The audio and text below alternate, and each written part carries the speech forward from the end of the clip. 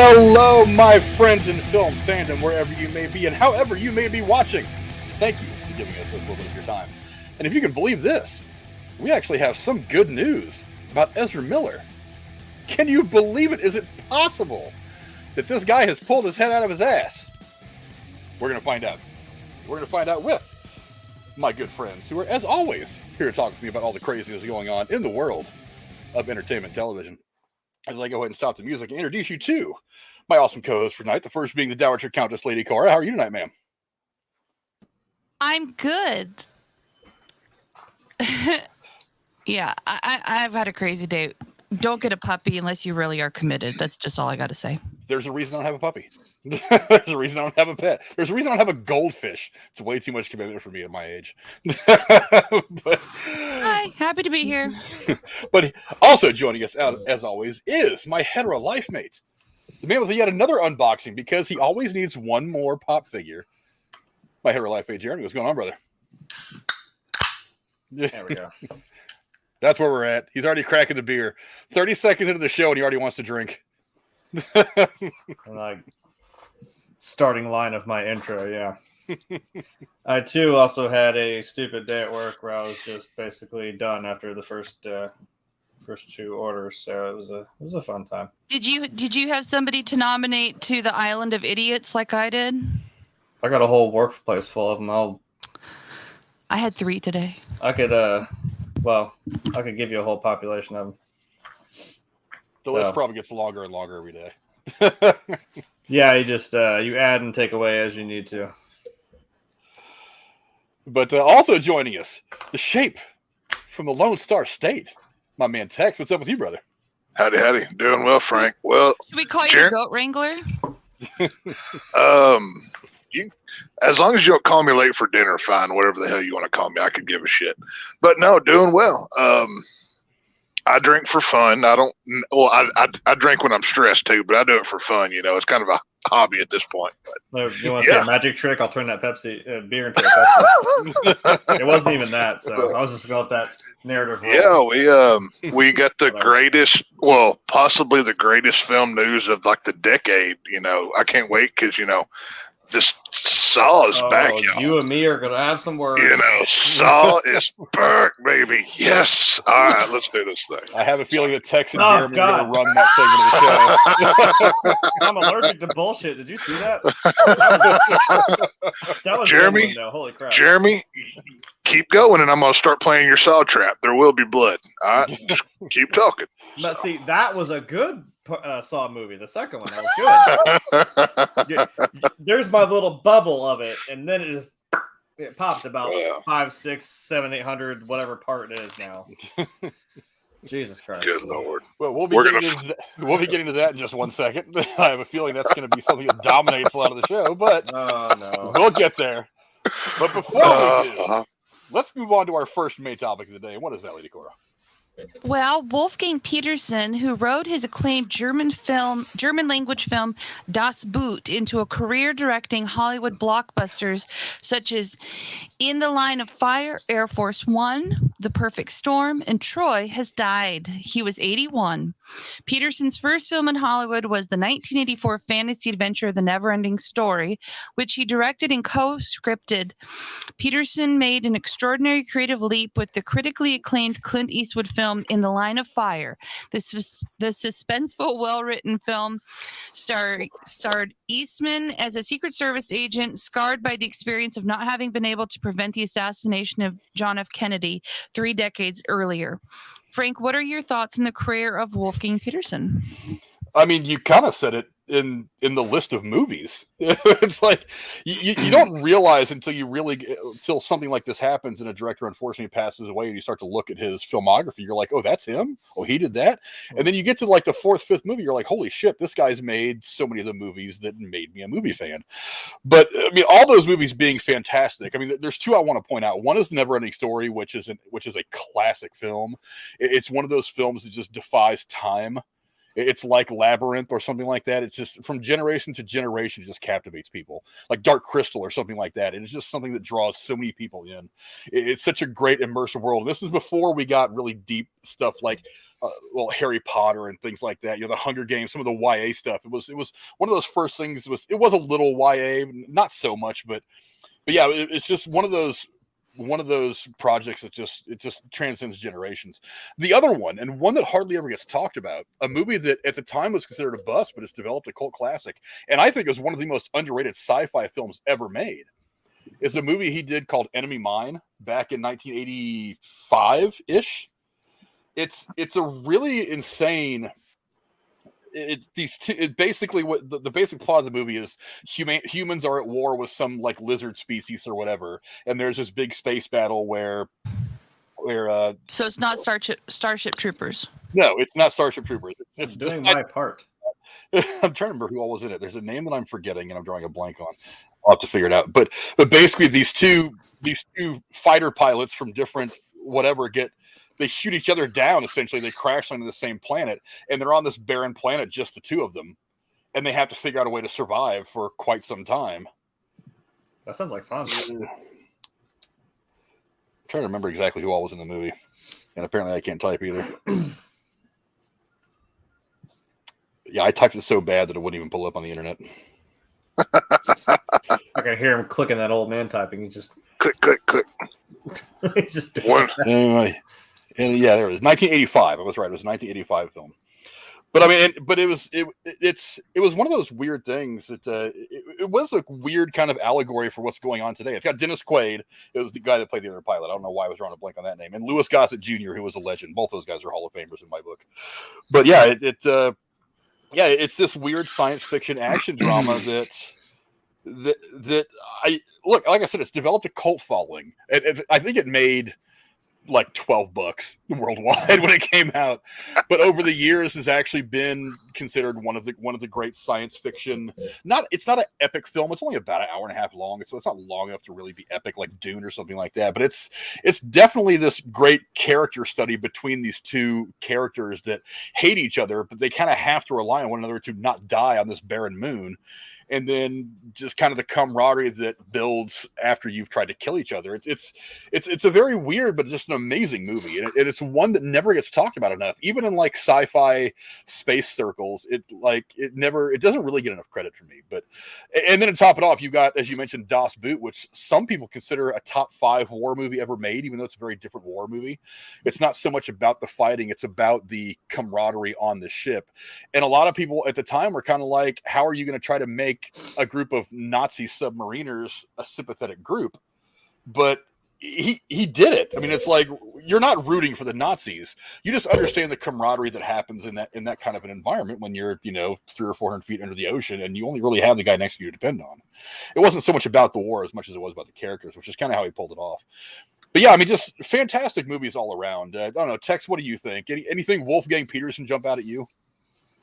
Well, the only three I had to look at his films. I didn't know what he had made. And the only 3 of his that I've seen, and I absolutely love all of them, would be Air Force One. I mean, Harrison Ford saying, "Get off my plane," is yes. That line is like, in like the top 10 scenes of film. I mean, then you have In the Line of Fire. I'm a Clint Eastwood guy. I can't help myself. And then, of course, as a kid, I had all the Never-Ending Stories on VHS. So that was really the 3 that I had of his library that I've, enjoyed or gotten into. And I mean, I can't speak otherwise than that. But, I mean, just in those 3 alone, different genre, different type of film, everything else. It was quality stuff, you know what I mean? So, great director. I mean, I can't say that there's a lot of other work that I saw that really interested me, but if those 3 are any kind of a sample size of the quality that he had, then I'm sure the rest of them are great too. You know what I mean? Yeah, he was a great filmmaker in Jeremy's favorite decade, the 90s. That's when he had probably his biggest run of success. I mean, Jeremy, what are some of the films that stand out to you in his career? Well, at least we all caught that on camera. I didn't say the Franken. 90s is a good decade. I said it was your favorite decade. I Don't will put words in my mouth here. I'll flash it. No. I'll put them there for you. I'll flash you the whole list of movies. I'm like, don't you dare say the 90s were boring. And obviously, like you said, this man contributed to that fact because I'm sure one of them on there is, in fact, Air Force One. Yeah. I would have said that. I also would have said Neverending Story because I mean, I don't. It was like 4 of them. 4 of them, I think. 4, I think. Yeah, I think you're right.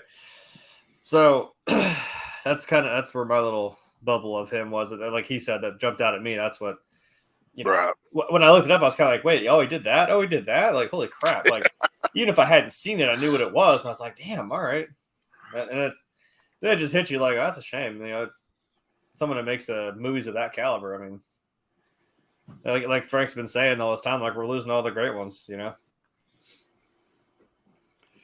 Yeah, also don't forget, he also directed a movie that has been oddly relevant for the last 2 years. Outbreak. I was gonna say, what's that about? No. I loved that movie in the 90s. I loved it. And yeah, after COVID happened, I was like, Oof. yeah. I did notice that once the pandemic was really starting to get its legs and really started to get going, that was on a lot of television stations. I noticed they put it on Netflix. They were like, recently added to Netflix, Outbreak. And I'm like, really? It's a little on the nose, guys. Come on. I'm not going to lie. I rewatched Quarantine. So it's a fun movie. Yeah, it's kind of unfortunate that his last film, the one that kind of drove him out of the American market was Poseidon, which was a remake of the Poseidon Adventure from the, I want to say, late 70s. It wasn't that great. It was okay. It wasn't really as exciting as the original from the 70s. I mean, it had an amazing cast. I mean, talk about all-star cast. Yeah. I mean, this had the actors in it for sure, but for some reason that movie flat out tanked. Well, 2006 was right about the time when comic book movies started coming out, and they were really big and popular. I think True. I think movies like Poseidon, classic remakes, were just kind of thrown aside at the new flash in the pan excitement of comic book movies. Just a thought. True. But I mean, the disaster films have always been kind of have been a reliable box office moneymaker. I mean, look at things like, Day After Tomorrow, things like that. Yeah. Oh, yeah. But I don't know why, for some reason, that movie just didn't hit, especially not like the original. It's unfortunate, though. But, I mean, Cora, what are some of your thoughts on the passing of Wolfgang Peterson? Well, I didn't ever know his name. I'll be very honest. Everything he's done is great, and it tells me a lot of people like to work with him because those are all very different types of movies with some really great actors. And so it tells me he was probably a really good guy who was a good director and probably a nice person to be around. So, I mean, he lived 81 years long. That's pretty good. And I don't know. He had a lot of good work. There are a lot of directors who don't have that many successful films. So he had quite the career. So. Yeah, I mean, in Enemy Mine, he worked with Dennis Quaid and Louis Gossett Jr., both great actors. In The Line of Fire, he works with one of the legends in Clint Eastwood, also with John Malkovich and with Rene Russo. In Outbreak, again with Rene Russo, not to mention 3 or 4 other actors who themselves are Hall of Famers: Dustin Hoffman, Rene Russo again, and Morgan Freeman, and another actor that we won't mention because he's kind of on the outs right now. Air Force One, he works with another Hall of Famer in why am I drawing a blank all of a sudden? Harrison Ford. Mm-hmm. Not to mention a whole slew of great actors in there too. Perfect Storm, another loaded cast with George Clooney and John C. Reilly and guys like that. That was actually a fantastic movie. Troy, he works with the good-looking one, Brad Pitt, and like I said, Poseidon was just loaded with great actors. And these were all different actors.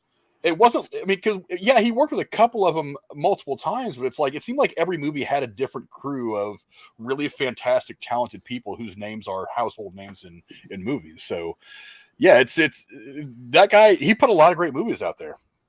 I mean, if you like Rotten Tomatoes, Das Boot has a 98% on Rotten Tomatoes. That's almost unheard of. Neverending Story, 81.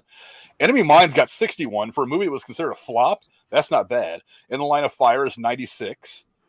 Perfect Storm, I don't understand why it's a 47 on Rotten Tomatoes. That's ridiculous to me. Troy, a bit of a cartoon of a movie, but still very epic in scope and scale. I compare it to 300, which a lot of people love. I liked Troy. It had a really good visual experience, and also the soundtrack was really good.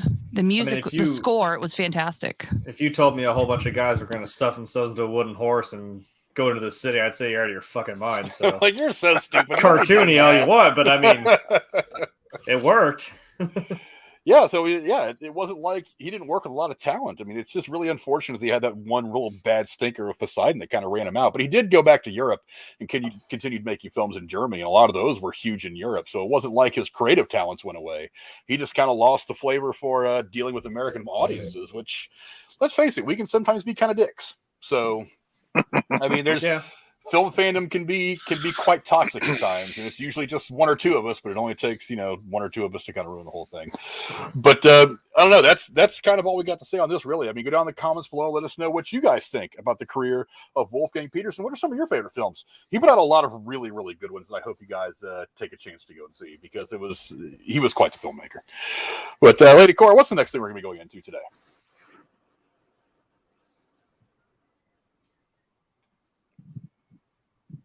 Unmute yourself. Unmute, Cora.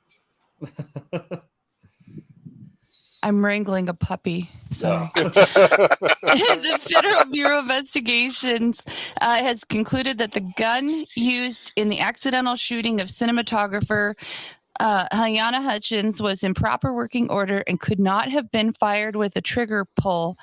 This is a direct contradiction to statements made by actor Alec Baldwin, who fired the fatal shot in TV interviews during the weeks after the incident. The investigation is still ongoing. Jeremy, what do you think of the news? Suddenly now the gun is defective and doesn't work. That's rather convenient, don't you think? No, that's what he said. The FBI is saying, no, sir, that gun was in proper working order. Yeah, he's saying that he said it didn't work, and it had to be. If he pulled the trigger, it wouldn't have fired. I thought they were saying, because he kept saying like, "Oh, is it working? Is it? Are you getting it? Are you getting this?" Like, he was doing something. He was manipulating the gun itself. And if you know how that gun works, you got to do a lot of things to make that work. So, I mean, to me, like, there's no way you could have messed that up. I think we've discussed it a few times that it's not necessarily the fault of all just one person. Like, there's a lot of people in this line of handling this gun all the way down to Alec Baldwin that it's like, okay, all of you are in trouble. You're all standing on the line now. Damn it. Like, I just had an elementary school flashback. Sorry. You're all on the line. Stood there at a wood post and you thought about what you did. Counted cars because you got bored. Whatever.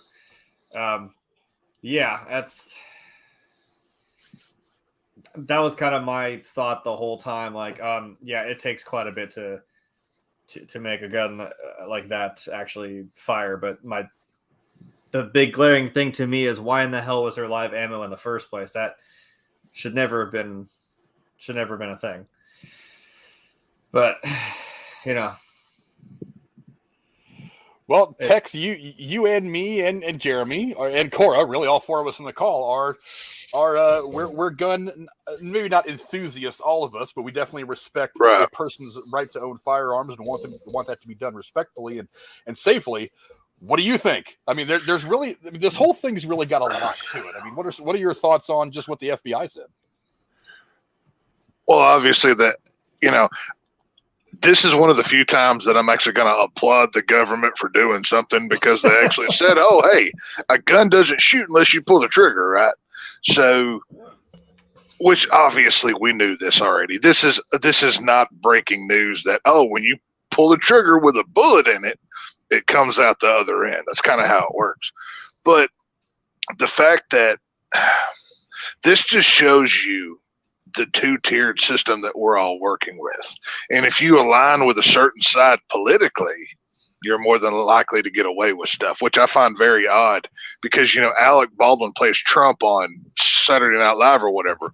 Well, what did Trump always say? He didn't always say it, but he once said, I could stand in the middle of Times Square, shoot somebody and get away with it, right?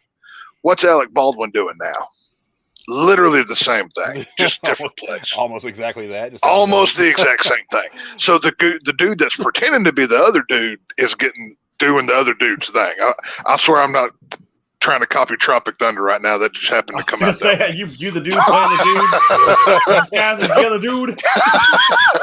Happy accident. What are you going to do? It's that was just happy accident. Tropic Thunder is a fantastic movie. Right. Oh, awesome. it's amazing. But this dude, obviously I'm a gun guy. I carry one with me everywhere I go. Frank, I know you do the same. It's just one of those things. And you don't point a gun at something you don't plan to kill. That's the ultimate rule. Now, much more like what Jeremy said, where was the gun wrangler on set? Where was the safety guys? Why was there even live rounds on this thing? You don't need live rounds to make an explosion on a film set. They have squibs they can blow up. They have all other kinds of things. Why was live ammo? Right. Yeah. You have post-production. Why is live ammo even there? Yeah. There's a lot of questions. See, I've got more questions for the people who handled the gun than Alec Baldwin himself. He may have been drunk off his butt when he did this scene and doesn't even remember it in the first place, for all we know.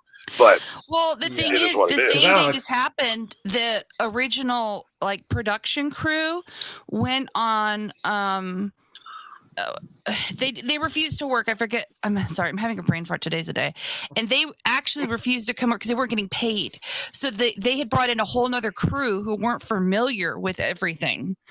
And so everything was in chaos on the set. Yeah, weren't they brand new to the scene or semi-new? Yes. So that's and the other crew is still at the hotel in town waiting to get paid, and the movie crew, including Alec Baldwin, who was one of the executive producers, said, "Well, if you don't want to work, we'll just hire another crew." And even though they weren't working because they weren't getting paid, but I still feel like, again, like you said, all 4 of us, I'm pretty sure know. I don't know why, even if this was your first day on your first movie set, and I'm pretty sure the first damn thing you learned, if not the laws of the 3 was now 4 laws of safe gun handling, you should know that. At a minimum, you would think. Laws for movie sets with gun handling. There was a line of about 20 things of red tape, and you just ran straight through every single one of them. Well, Frank, that's the thing. We talked about this before. They don't even allow live rounds on movie sets. Well, you shouldn't. Well. Here's kind of my thoughts. Sometimes, depending on what you're shooting, there's live rounds on set. Sometimes they are shooting something specifically. You will have somebody running a chain gun through a car just for the effect. Now that's a closed set, but that's specific. Obviously, there's extreme security precautions that are taken. There's what's usually for stuff like that. There's what's called a closed set. They only have the absolutely necessary people needed to do that particular thing. It's a scene or a shot that lasts for seconds. So it's really just kind of you put in there for jump cuts. But those things make sense. But when you're talking about, there was probably not, I don't know, because I don't know what this movie consisted of. It's unlikely this movie is ever going to get finished or ever going to get to see the complete film anyway. It was poorly funded. It's unlikely that there was going to be a scene where you had to actually see a bullet hitting something on camera. So that's where I start to take the position where Jeremy was. It was if you don't desperately need this kind of a scene, why would you have live ammo within 100 miles of that set? Well, wasn't there a theory that they couldn't afford the special effects, so they were trying to get around it by using real rounds for getting sound recordings or something? So potentially they had them on there for that. It's I don't know how you could be that. I'm not overly rich, and I'm I could get some pretty simple effects or sounds or something. Oh, I agree with you. It may end up looking like fucking Birdemic, but I could get something that would, give you the impression that, I'm cowboying a whole bunch of bad guys. I don't know. Well, it's not even just that, but I've worked at a gun range before. I used to do concealed handgun license. I would help with a buddy of mine to teach people to get their license. And at the range that we worked at, we had a policy of hot and cold. And if you handed me a pistol, you would say hot or cold. Hot meant it's loaded, cold meant not.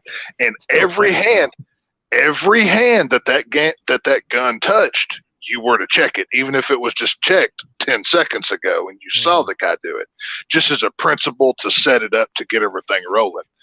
how many hands did this gun on set go through? Did the prop guy load it and then hand it to the, director, the whatever? Apparently, from what I remember, it went through 3 before it even got to Baldwin. So 3 people touched the gun, and nobody checked the chamber to see if it had an actual bullet in it. The thing is, armor, from what I remember, the armor gave it to the assistant director. The assistant director gave it to Baldwin. And the armorer wasn't even a trained armorer. She was the niece or the daughter of an actual trained armorer. See, and I don't expect like a Hollywood actor, to just know that. I mean, he's not any one of us. That's the first thing in your head is you. But he was drop the mag, open the cylinder, you look first. Who had as longer careers as him, who had done other movies, and said he should have known better. And it's not like this is the first time he's ever been in a movie where he's had a gun. I mean, Alec Baldwin's been around for a minute. So I know he's been in plenty of movies where he's handled firearms. Well, but my problem is he should have some working knowledge. It's not like a semi-auto pistol. It's what was it? It was a revolver. It was a revolver. I thought it was like a single action revolver, though. Right? You have to pull the hammer back. You have to pull the trigger. I think it was double. I'm not sure. Maybe it was double. I don't know if it was a single double action. I don't know. He had pulled the hammer back. Yeah, because I'm didn't need to pull the trigger. Well, you mean to or not, but I mean, like, if you just let that thing go just enough to where it can smack the back of that primer, something's gonna happen. It's going right. Like, you don't even have to it's bullcrap. So really, what they're trying to do at this point is they're trying to figure out who's going to take the most blame in a civil suit. Because what's going to end up happening now, because they've officially called this shooting an accident, there's not likely to be any criminal investigation. Bro. So nobody's going to get a murder charge. However, civil court's going to be a different case. Baldwin's going to get his ass kicked in civil court. Only because he took executive producer credit. If he hadn't taken executive producer credit to get more money and was just an actor in it, he would not be liable. Wow. Well, I think the company the production company is one that he owns. The production company is one. I don't care if you were extra number 23. You still fucking shot somebody, man. Yeah. Right. But what they're saying is, I lost what I was looking at.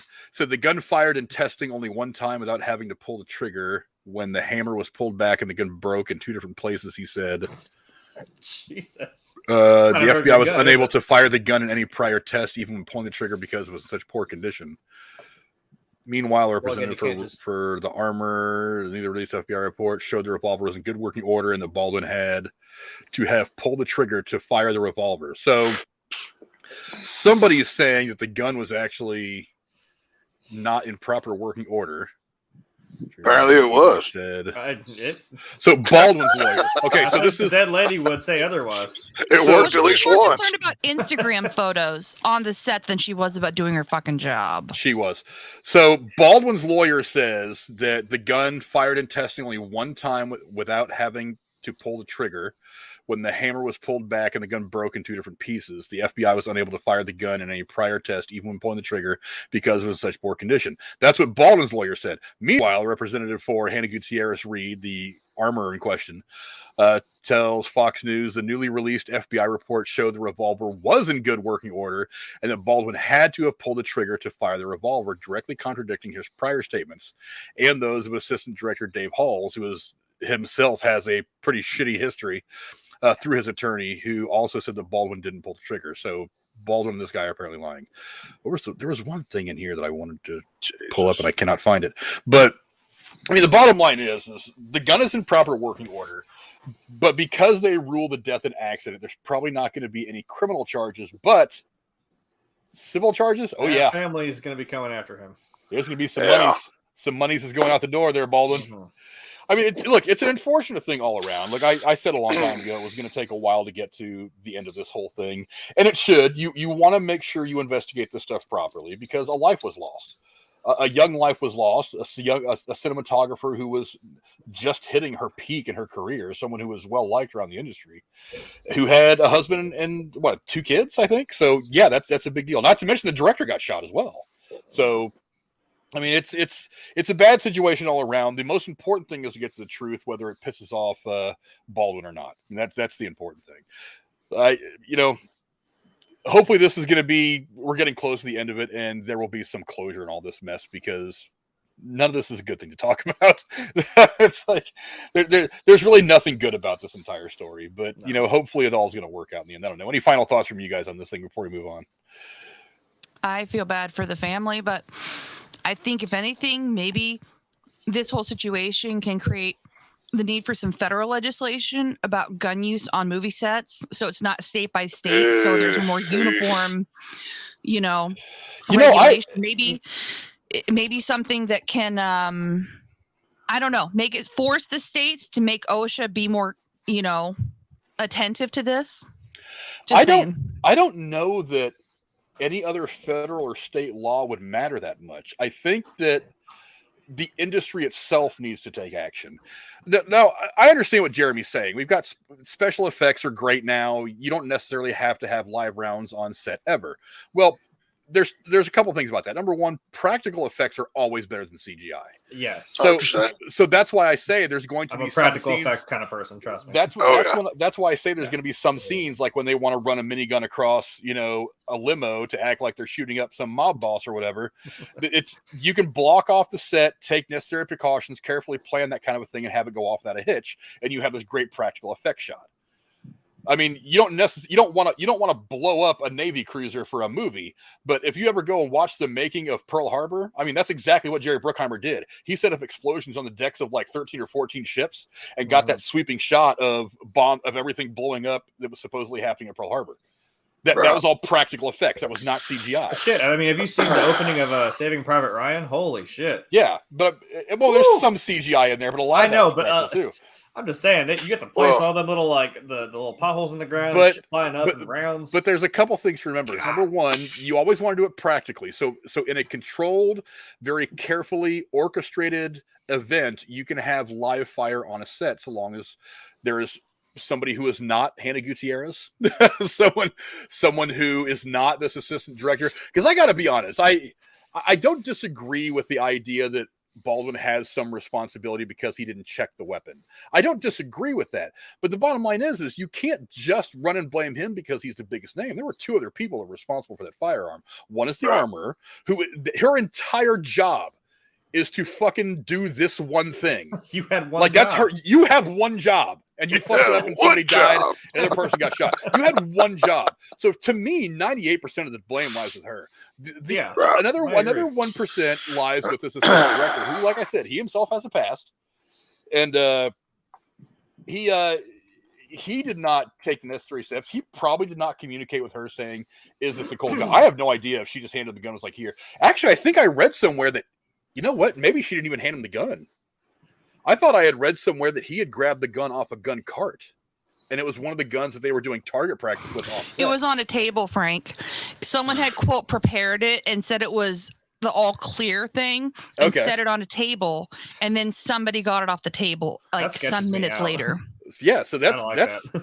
But I mean, I still blame Hannah Gutierrez because she's the one that's got to be there saying this gun does not leave my sight unless I check it and then give it to you immediately afterwards.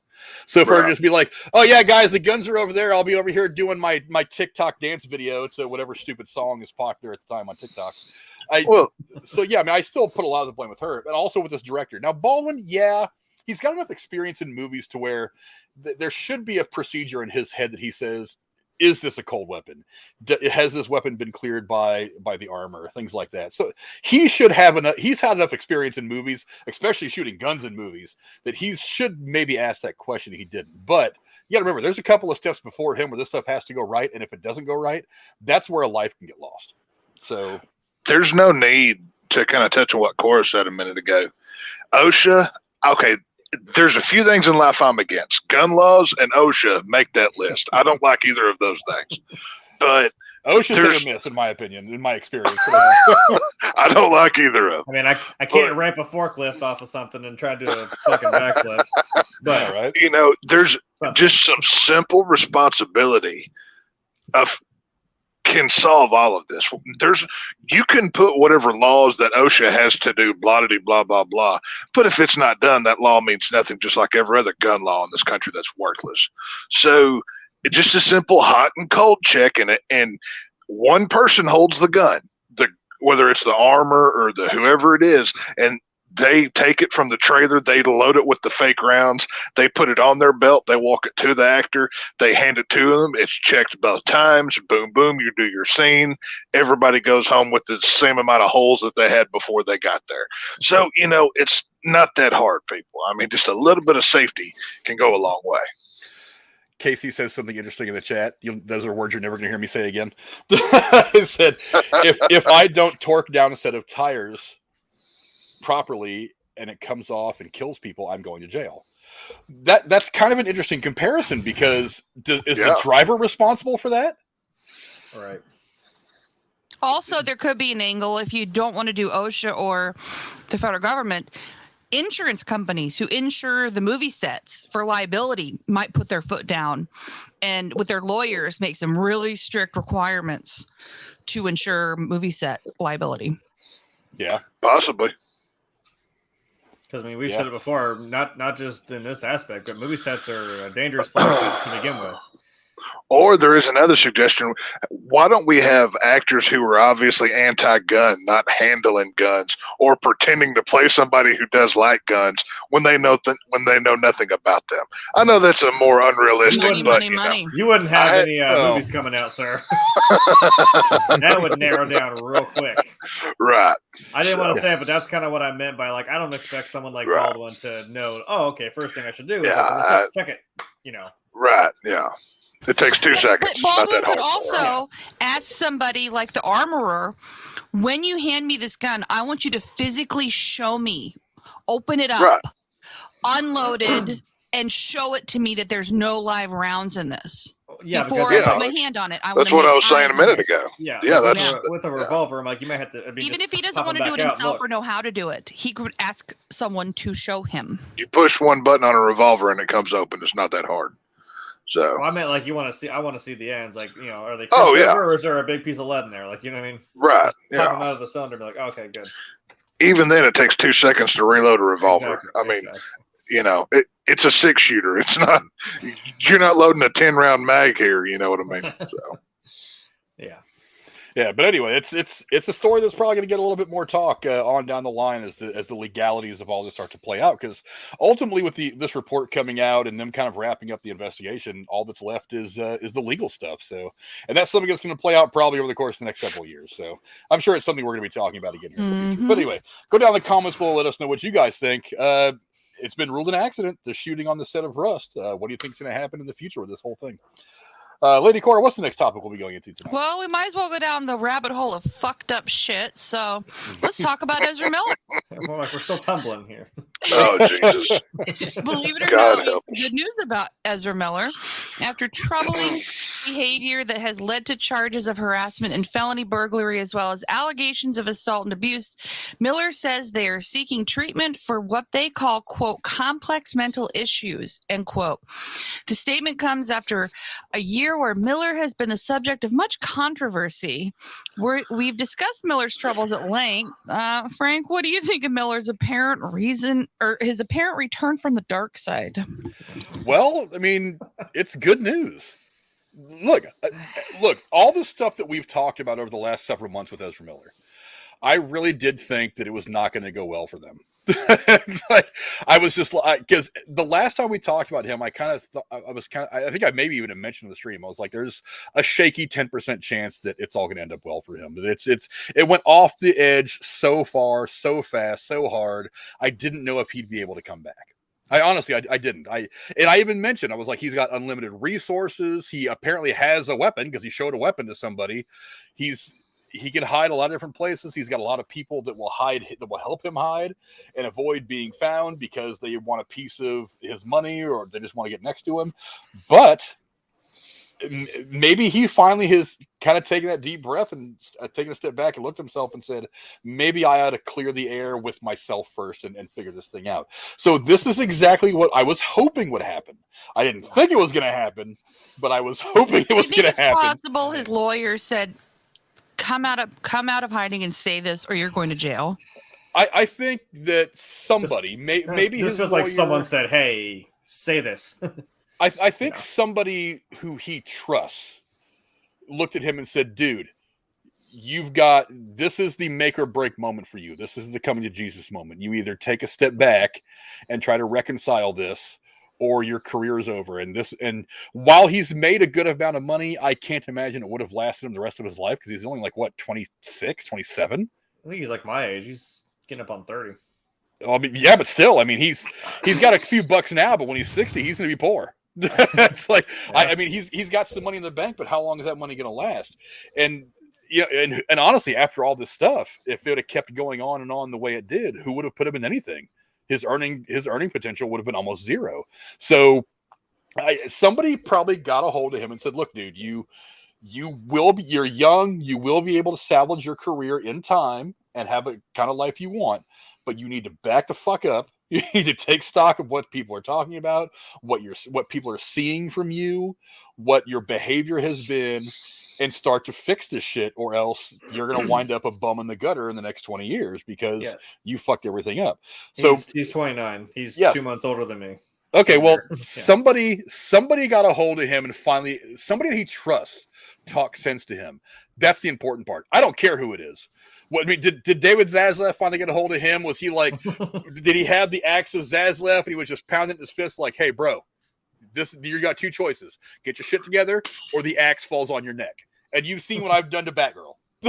It's like, so I mean, apparently this movie too. Apparently wasn't a loss, but yeah, I honestly think that he may have went to Ezra Miller and said, "Dude, I will take the master copy of The Flash and set fire to it myself if you don't get your shit together, please." And he knows that might be his only saving grace for his entire career. So maybe he's like, maybe I need to back up now and kind of and figure this stuff out. I don't know. But the bottom line is this is a good story. This is good news for Ezra Miller. And I like it because Ezra Miller's not a bad actor. He's been in some things. Look, you start to grow in your career because bigger people notice you and they're like, "You know what? I saw what you did in a movie like We Need to Talk About Kevin. I saw what you've done in movies like the Harry Potter stuff, the prequels that he's been in. You're not bad. I'm going to go." That's when somebody like Warner Brothers comes along and says, "You know what? We're doing our big superhero thing. We want you to be the Flash." That right there is a career maker for some people like him. And then he went and fucked it all up. He's just like, "I'm the Flash now. I'm gonna do some coke and slap people around a bar in Hawaii because I'm the Flash now. Yay!" No, bro. I carry a minor around in my carry-on luggage across movie sets. And nobody's bring a gonna say a minor word. and fly him to London and do whatever. But I don't know. I mean, Tex, what do you think? Is this him turning a corner or no? This is Zaslav or whoever else. You remember how they put out those three options? Option one was this. Option two was put the film out, but he doesn't do any, advertising for it.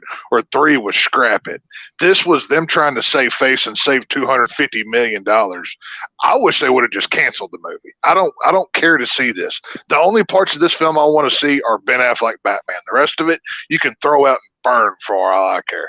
But this, Keaton's whatever. I could really care less at this point.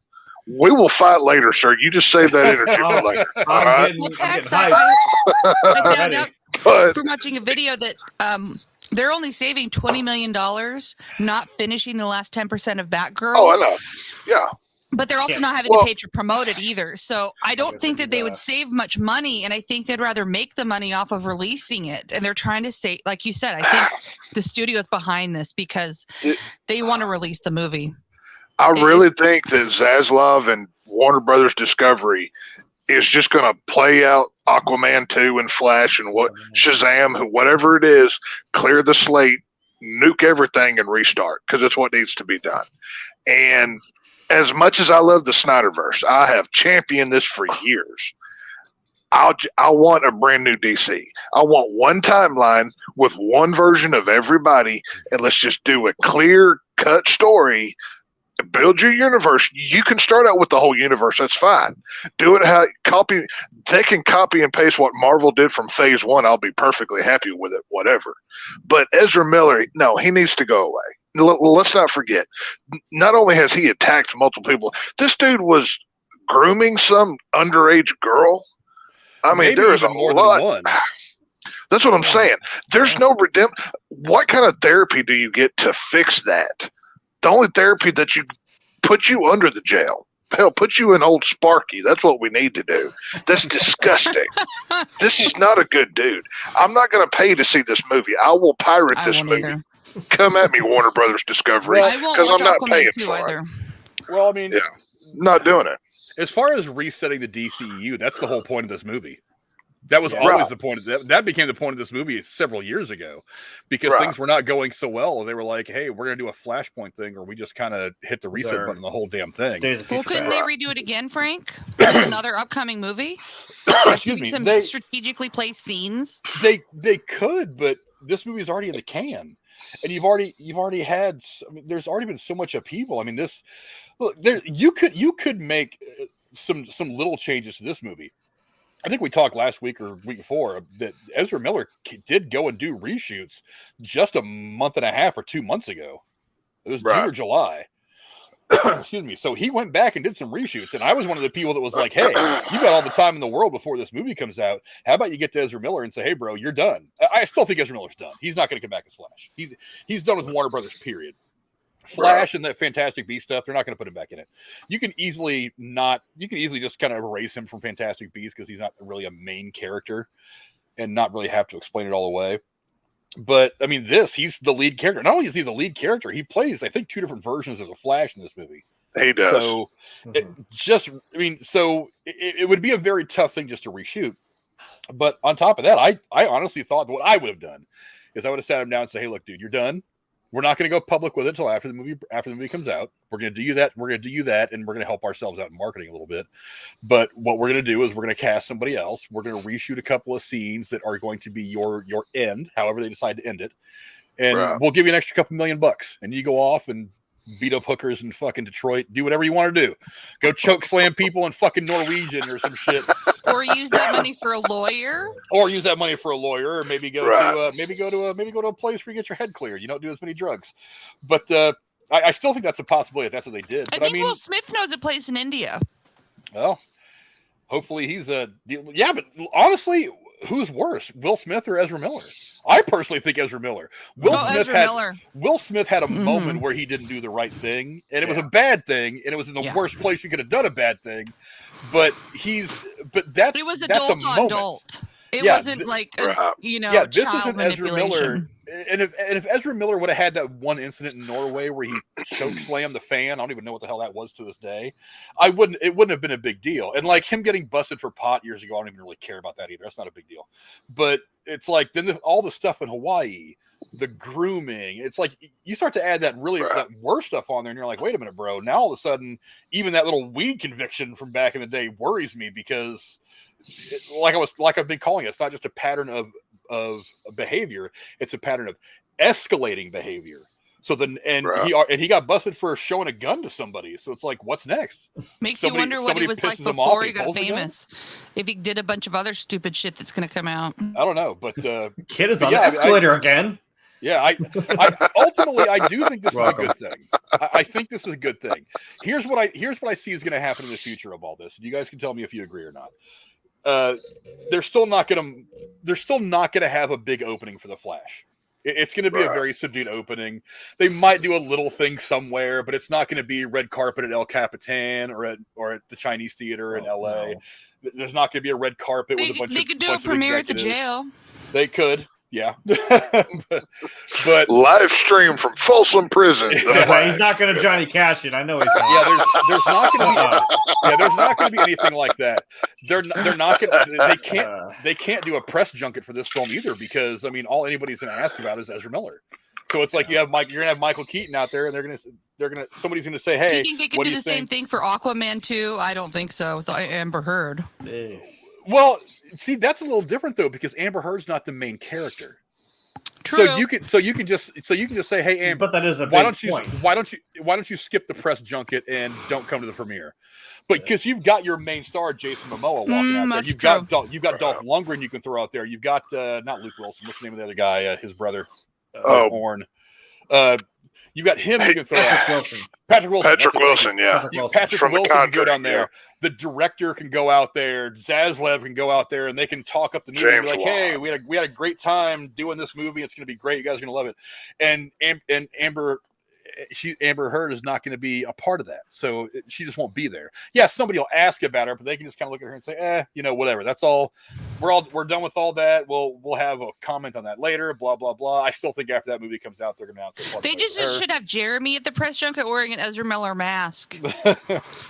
One of the ones with all the eyes on it, like when we went to the Met Gala a few years ago. You can say snarky, funny shit. It'd be great. Holding a sign that says "fuck Amber Heard." I don't think I'd ever want to portray that man. Especially you could make fun of him. I can make fun of him all day, but I don't want to. I don't want to method act that one. No. Yeah, I think that they're just going to release the movie. They're going to they're probably going to do some marketing for it because they want it to do well. But as far as like a press junket and a big premiere in Hollywood, no, I don't think that's going to happen. I think they should do straight to DVD on demand rental. VOD. But that's the thing is there's a lot of reasons why this movie is going to make money. It's like I get them not wanting to put Batgirl out because when they look at the dailies, they're like, "This movie is hot fucking garbage. I don't want to put this out." Did you hear about the one anonymous actress or actor from the film coming out making all these like horrible comments about the studio shutting it down? And it's like you can't even just like fucking own your comments. Like you're that scared. Yeah, anonymous stuff, whatever. That's probably the directors that are pissed off and just went to a friend of theirs in the media, was like, "Hey, tell somebody an anonymous actor said David Zaslav, touches monkey balls or whatever." And whatever. Speaking of Kevin Smith, I just watched a thing. It was like, oh yeah, when Dogma came out, Kevin Smith attended a protest against his own movie and got on. That's on YouTube. Like, you can find that clip on YouTube. Yeah, he's like, I don't know what it is, but it's nothing good. I'm like, this man is the greatest like self-deprecating troll. But there's another problem with this though. Obviously, when we talked about Ben Affleck coming back last time I was on the show a couple weeks ago or whatever, 3 weeks ago maybe, the reason he came back was to reshoot that scene that was originally going to be Michael Keaton Batman at the end of Aquaman 2, not Ben Affleck, because apparently once this whole stuff with Batgirl happened and everything else, they kind of changed their plans with Keaton going forward as the in-continuity Batman. And that's why they brought back Affleck to take that scene's place. So obviously, we don't know how Flash ends, but when Flash comes back through time and everything's changed, does Michael Keaton's Batman disappear now instead of Affleck's? I mean, there's a lot. It sounds like multiverse MCU shit, by the way. Just saying. Well, it is. That's exactly what it is. Yeah, that's what it is. That's what the Flashpoint paradox is Flash runs so fast back in time that he changes his mother dying. And this is a comic book, not the movie. I don't know what the movie's going to be. And then when he runs back, he changed everything.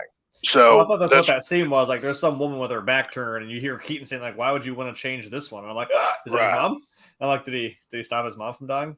Right. Well, that's what I'm saying. So if Keaton's not going to be the in-continuity Batman going forward, which I thought was a stupid idea anyways, you don't want Batman to be your Nick Fury. You want Batman to be out front by Superman and Wonder Woman. I don't think the plan was for Batman to be Nick Fury. I think the idea was for Bruce Wayne to be Nick Fury, and for us to eventually move into he's kind of Iron Man with them. Yeah, maybe not directly into like a Batman Beyond thing, which I would absolutely fucking love to see. It was going to be Batgirl, dude. It was going to be Batgirl. That was the point of that film. Because he was cheaper, or Ben Affleck didn't want to do it. No, what the original plan was, Batman was going to retire, become the Nick Fury of the DCEU, whatever, and he was going to deem Batgirl his successor, and they were going to Batman Beyond it, but with Batgirl instead of Terry McGinnis Batman. So it was a whole thing because this was right around the time when they announced the what's the girl playing the Mexican girl that's playing Supergirl in the movie? They announced her. They announced the new Batgirl, and they were calling it the DCU because they were getting rid of Superman and Batman to replace them for their female counterparts, and everybody was flipping out.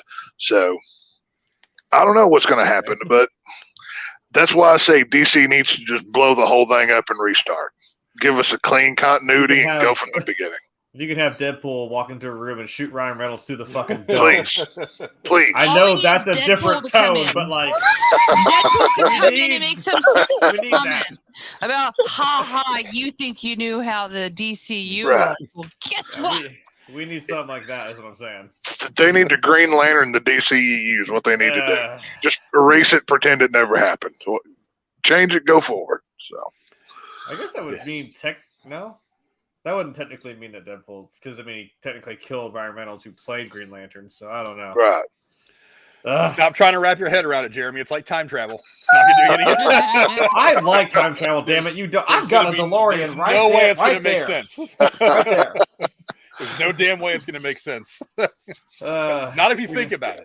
Even Just though know Back that to the it Future is exists. apparently all bullshit. Whatever. Know that it exists. Know that Pretty it much. works. Don't try to think about it. You're just gonna hurt yourself. It's just a Okay, fun that's- time. Damn it! All right. I enjoy Terminator. I enjoy Back to the Future. I love Terminator. T3 was my favorite. But Yeah, but I never miss when explained to you how it Terminator works. was good. T2 is the top tier. They never explained to you how time travel worked in those movies. And That's it the came best out thing in about the 90s. it. Excuse me, What sir. is the peak? You know of what? Terminator came out in T2, 1984. We need a scoreboard that runs T2's constant. better. Who's getting points for the 90s or the I'll 80s? put a board right up there. I swear. There Well- we go. And Jeremy just got a point for the 90s right there. See, So I've got Phoebe Eventually- Cates in the red bikini. I don't know whether T1000. it's behind me somewhere. Come on. They're going to keep taking shots until it ends up in like a Captain America versus Iron Man Civil War fight. Somebody, And oh my it's God! gonna be Somebody hilarious, Somebody you make know. us that. So, like a that's what it's like gonna Iron be, Man. you know. Like, TSS is in Right. the chat. TSS, I need you to do that for me. I need you to make a meme. It needs to be that shot where like Iron Man is shooting his thing and Cap's blocking with the shield, and like I need my face on one and Jeremy's face on another, and then it's like 90s on one and 80s on the other. That would be a Yep. fantastic visual. to have. Put me, That would just be the background of every video. Put me as Cap. I got I'll it. be right back, guys. but, all right. But yeah, I mean, go down in the comments below. Let us know what you guys think. I personally think this is a positive sign. Does it mean there's going to be significant change for Ezra Miller? Probably, maybe not. It's 50-50 at this point, but I want to be positive here and give him the benefit of the doubt. So let me know in the comments below. What do you guys think? Is this him turning a quarter? Is this the first step in him saving his own career? Let's hope I so. certainly hope so. So go down in the comments below. Let us know what you guys think. And before we go any further, since Tech stepped away, I think it's a good time to let Jeremy do his most recent unboxing. Just gonna let Tex miss it. All I right. bet it's if I had to guess, Oh, yeah, something I'll take it. Jurassic Park. Actually, no, not this time. Damn. Not this time. I was gonna say, you know what? That's perfect segue into it because we're talking. I mean, if you want another shot at this, I'll give you, the second Okay. shot. We were talking about multiverse stuff, so if that helps, Is it Loki? no, Is it Loki related? no. Oh, okay. I was like, wait, Sorry, I'm no. really excited about Loki season 2 ever since Oh, I I'm- found out they were I'm filming excited. it. I'm just so eager for season 2 Loki. I can't even mean, tell you. I mean, So, that yeah. little like. Not really a post-credit scene, but the little thing where they open up the book and they stamp it. Loki will return in season 2. I was like, Yes! oh shit! I've been watching Twitter like crazy for updates, and when I found out they were officially filming, I just giddy. Yep. Tom Hiddleston, what you doing? Let me know. Yep. Well, that was a. What? Oh, nice. That was a. Wow, man, they really went all out with that. Must have like work flashbacks right there. Do not put this on the shelf before this date. Like, okay, chill. Jesus. Got some stuff like that before. All right, well, that was actually Tex. Do you want to take a stab at what you think it might be? It's not What? Loki related. No, I and said, it's- yeah. This is a perfect segue. I was like, actually, this will be perfect because it is multiverse related as we're talking about Flash. But Okay. So- And it's a DC pop, correct? it is not. MCU. Oh, MCU. Okay, MCU. I know you like Loki, so I'll go the She girl did- Loki. The girl No. Loki character. I was gonna say I'll give you another shot. Yeah, I don't think you were here. She did guess Loki. It is not him. Oh, okay. Then I don't know other Marvel guys well. That's fair. Fuck Thor. I don't know. It just goes with his brother. Thanos. No. Sure, Thanos. I'm going Shang-Chi. Ooh. No. Oh. That's- Now he wants one. Now he's thinking about ordering one. Look at that. Oh face. no! Well, I no, want no, a Shang-Chi pop figure. She-Hulk. I'm gonna guess That wouldn't be She-Hulk. out yet. I mean, well, no. Speaking of Shang-Chi, that's the closest I've got is my boy Wong. But Wong. Fucking love Wong. Now, why is he so special? I don't see the draw. He's the of Sorcerer this Supreme. character. Yeah, He's and hilarious. he also has great wit text. He always Wait. has the right thing to say to make you go, "Come on, man." I thought Doctor Strange was the Supreme Sorcerer or whatever. No, Not in that universe. no, not on our Earth. Okay. No, after No. Doctor Strange, they actually explained in the movie. After Doctor Strange got snapped at the end of Infinity War, there needed to be a Sorcerer Supreme, and Yeah, that fell to Wong. That fell to Wong, Yeah. and Wong is still the Sorcerer A lot of Supreme. other Earths in the multiverse, he is though. Mm-hmm. I'll be dope. Yeah. Yeah. But Well, good you for know, him. I'm proud I of know. But you know, in some universes, he does zombify himself. him. Ooh, that's cool. Nice. We got Zombie Strange. Cool. I like those. I saw the zombie Iron Man and Captain America ones. Oh, Those yeah. look pretty cool. I do not have that. Damn it, I don't have that. I thought I had a zombie one. But, You're almost needing another bookshelf, Jeremy. I got Right. places. But no, yeah, we got Zombie That's Strange, cool. and this thing looks wicked as hell. There was like a moment. There was one of Zombie Strange and like Wanda like going at it and fighting each other. That was pretty cool. Oh, cool. Was no, that actually, a Target one? Maybe. Target has those big ones. Yeah. The 10-inch. Actually, the ones I have a Worthy Cap with the broken shield and Mjolnir, and Iron Man on his knees with the gauntlet, which is pretty sweet. Oh, that's cool. It does the thing glows in the dark. All the stones like light up and shit. It's really cool. And like 2-3 Stanleys. Oh, Oh, T'Challa and Star-Lord. So, but no, damn, that was like really well in that box. Good God. That's cool. Woo. Yeah, no, that's like dark magic coming out of his hands and shit. Yeah. It does have Sinister Strange. That's that like dark what if kind of Sorcerer Supreme. Now, do they have the crappy weirdo version at the end where that ugly third eye pops out and will look like and I it don't looks know. like it's halfway done CGI or whatever? Or what? That would be kind of cool. Maybe the next movie because he did You take know, off. Jeremy, you He can did get a take off a Sharpie pen Charlie's and take Theron. one out of the box and draw it on and sell it on eBay so you have the first I mean, prototype of the man. three-eyed. I Doctor love Sam Strange. Raimi. Sam Raimi, God bless that man. He gave me the Evil Dead series and franchise. Nice. But holy crap, the CGI at the end of that movie was god awful. So, Someone's asking you in the Yeah. chat if you have any Dark Horse pops, Jeremy.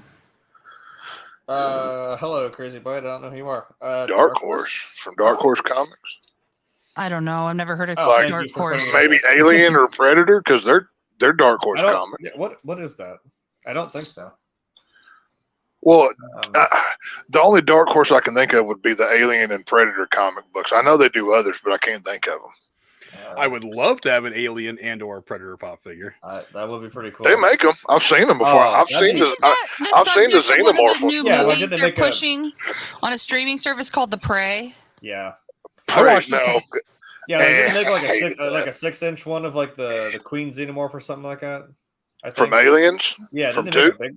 I think like a big one of the. I don't know if they Xenomorph? made a 6-inch, but I've seen a regular size Xenomorph, a couple different versions of it. Yeah. I was like, I if don't you know. want to do Predator, you could also make like a big one of them. That'd be cool. Right. But no, yeah, that's strange. Or whichever ones go invisible, just send an empty box. Actually, speaking of which, if you want- I did get a refund. I need to order the other pop that got absolutely destroyed in the mail. So if you Oh. want Alien or The Predator box figures, or the get them actual by pop, NECA. Jeremy. the whole like even it was in one of the plastic protectors and it was screwed up too. So I'm like, Oh wow! Jeez. I didn't Was it even. shipped by Hot Topic? Did it melt in a car or something? No, the first red sign was that it wasn't in a box, like this. It was in one of those Mylar bag? envelopes. Yeah, like Yeah. I hate those Amazon envelopes. yeah, it was in that, and I was like, that's not a good start. And it was in like a protector, but even the protector was like smashed and shit. And I was like, I don't That's want to hilarious. open this. I think we put Frank to sleep with our squirrel moment. No, I was actually looking at some of the stuff that Dark Horse has. They have all the Alien Oh. stuff, obviously. Aeon Right. Flux's Dark Horse, 47 Ronin, 300. They have Ooh. they have a graphic novel called 365 Days with Winnie the Pooh, but it's not Blood and Honey, so I'm not interested in that one. Oh, whatever. Yeah. I'll tell Rachel They're that. gonna say, She'll want Yeah. that one. I'm going to be a Winnie the Pooh snob. If it's not Blood and Honey, I don't care. So That's not even. That's a bandwagon. That's not a snob. Fuck you. You weren't there for the whole shit. You're like, oh, this is nice, and now he's gonna. No, that's bullcrap. Whenever I will have you know, sir, whenever I was a child, my mother read me Winnie the Pooh, and my own children had Winnie the Pooh. So I'm no bandwagoner by any sense. So I'm entitled. You're just like here. fuck everything else. If it ain't Blood and Honey, whatever. Okay. Damn right. There you go. I don't know. That'll be a fun review. Sure. I can't wait. That's gonna be awesome. It's gonna be so good. I feel like I feel like I should actually get Rachel on for that review because if anybody, she can have my spot. She can have my spot quite happily. I think that movie's gonna have so many reviews just within our little derailed harsh truth community here. I know Drew's gonna do one. I googled it and there's nothing. It's in the works, right? So not that I've heard. No, I would imagine it's probably going to go straight to DVD. It may end up just kind of flopping onto a streaming service without much fanfare. I don't care. It's getting a lot of. I could see that going to Shudder or Screambox because it's getting a lot of attention. On Reddit, evidently, there's a bunch of stuff going on about it on Reddit. See, I'm not looking up anything about it because I want to go into that film blind. I want to know nothing. I want to watch it and just enjoy. So, I mean, we have the premise, but I won't give you any spoilers if I find anything out. All I know is I'm looking at. There's a bunch of masks. Let me get. Guarantee you, the Halloween after this is released, there's going to be a bunch of fucking Winnie the Pooh bloody masks. I can't wait. I was just having like non-flashbacks. I'm like, oh Christ, next year there's gonna be a whole goddamn section of that shit. This year it's gonna be all Stranger Things, Eddie Munson, but then like next year it's gonna be fucking Winnie the Pooh with an axe. Right. Yeah. Yeah, we'll figure it out one way or another. Go down the comments below. Let us know what you think of Jeremy's most recent unboxing. I kind of want one, to be honest. Mm-hmm. The Dead Strange for the movie. Yeah, Dead Strange is pretty cool. I do recommend that one. That was very dope, but I kind of want that one. It is sweet. But the one pop figure I'm going to get is Pooh from Winnie the Pooh, Blood and Honey. There's going to have to be a pop figure that comes out from that. Do they have a... they better have for this one.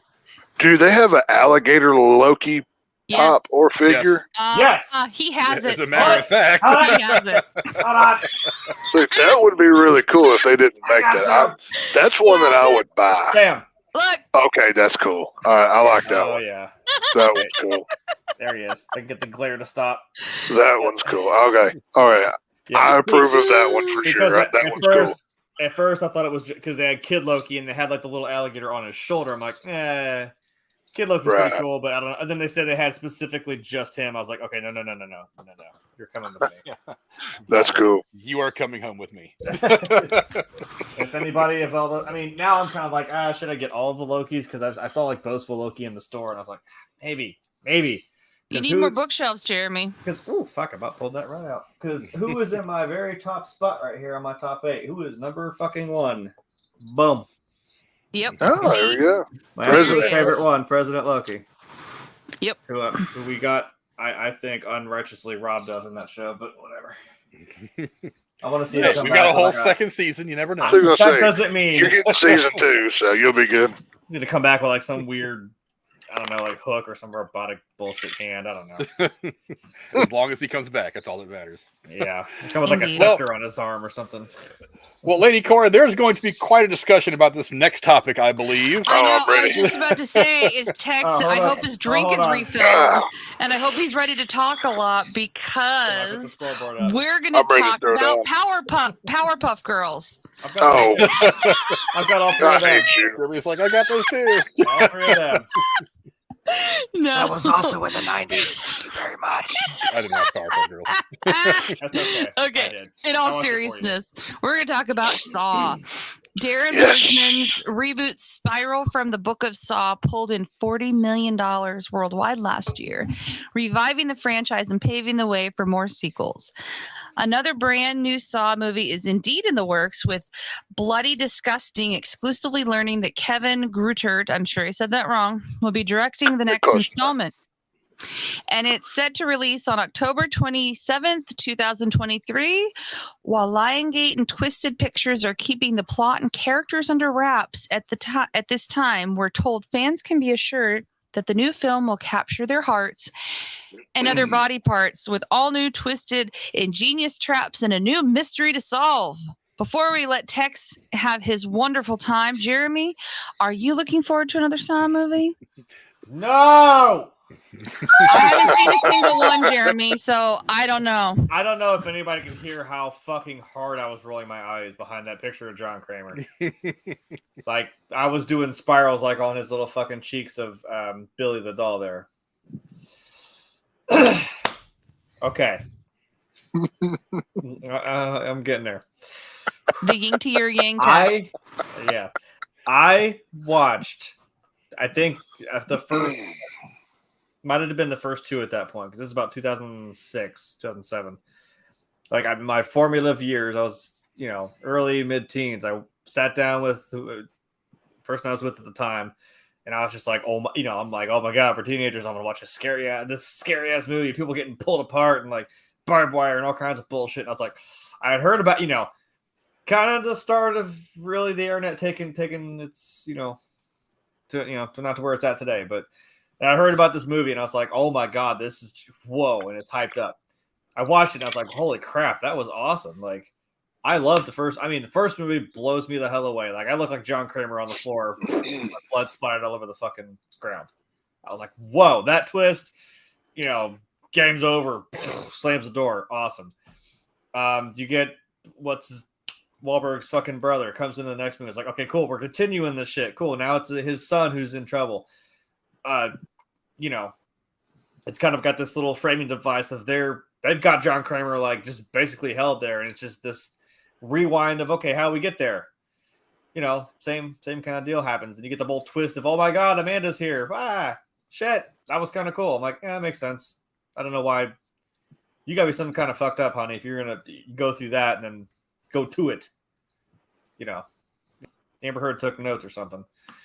You get to the third movie and I was like, okay, here we go. It's getting there. And then he dies. And I was like, oh my God, whoa. Holy shit, way to end that. And then it came out with 4. I was like, okay. Autopsy. Okay, backstory. I'm fine with that. All right, cool. I'm okay with that little encapsulation of where the story was at. And then 5 came out, and I was just kind of lost. I don't know if not that it didn't hold my attention, but I was kind of lost as I'm like, why? These two guys look very similar. Who's doing what to who? Who's backstabbing? He's not the right one. He's supposed to be in the trap, not him. He's the wrong one that died. Ah, shit, fuck. What's going on? And I didn't feel like watching it again to try and figure out what the hell I even just saw. And I think maybe 6. I think I might have tried to watch it, and I was just tapped out at that point. So to be fair, that's kind of where I dropped off, and I'm like, I think I just watched other reviews on it, or like the kill count that Dead Meat James and his wife Chelsea do. And now you're telling me we're at Fast and Furious levels of shit now that there's 10. I think you have crossed the finish line threshold of Fast and the Furious. Please, for the love of God, stop. I think you've told this story enough, and I love Carrie Yules. Why do we say his name? Shit, Rachel. LS. Rachel just LS. Rachel, I technically met him. I was there. He was 2 feet from my face, but she met him. Awesome dude.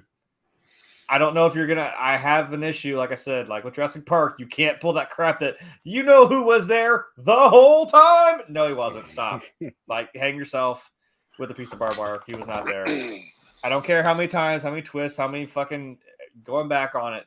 And I love the guy who plays John Kramer. Don't get me wrong, that guy is awesome. That guy, that is Mr. Tobin Bell. Thank you very much. I'm in a. I know his name. I was not downplaying him. He is amazing, and I am not gonna. I mean, it's like when you see Tony Todd, you're not gonna. You're like, oh my God, it's Candyman. Right. Was it Final Destination? I was like, every time he comes on screen, you're like, yes. I don't care what. I love it. Movies, Yeah. in there for like 2 minutes, but my God, does he steal the scene. But I don't know how many more times we're going to tell this or how many. I think we've beat this horse enough. Also, I love the Chester Bennington was in it. Rest in peace, good sir. I miss you. However, it's like I said in the little Twitter group before we got on the show. There's no final in horror. That word means nothing. I know. Once a franchise becomes, I mean, hell, we're on what 12 or 13 Halloween and Friday the 13th movies at this point. It's only a matter of time before Jason and Freddy both come back again. We're in a horror reboot boom right now, and the Saw films are no different. I mean, hell, the tagline alone, if it's Halloween, it must be Saw. Get ready to see that next year, because that was the tagline for almost every one of the films, going from, I think, 2 forward, I believe. 2 or 3 forward, one of the two. But these movies they can make for cheap. They always make their money back. Hell, even Spiral, which was god-awful with Chris Rock, I hated that movie because it wasn't a Saw movie. It was a Chris Rock cop drama with some Saw stuff thrown in on it. I wish Will Smith would have slapped him harder for ruining a good Saw movie. But that's neither here nor there. So I will publicly say Saw is the greatest horror franchise of all time. It has the greatest linear story without reboots and breakups and, it's a new Michael or it's a new Jason. If you're looking at linear timeline franchises, Saw rules them all. They've got 9 movies so far. Saw X.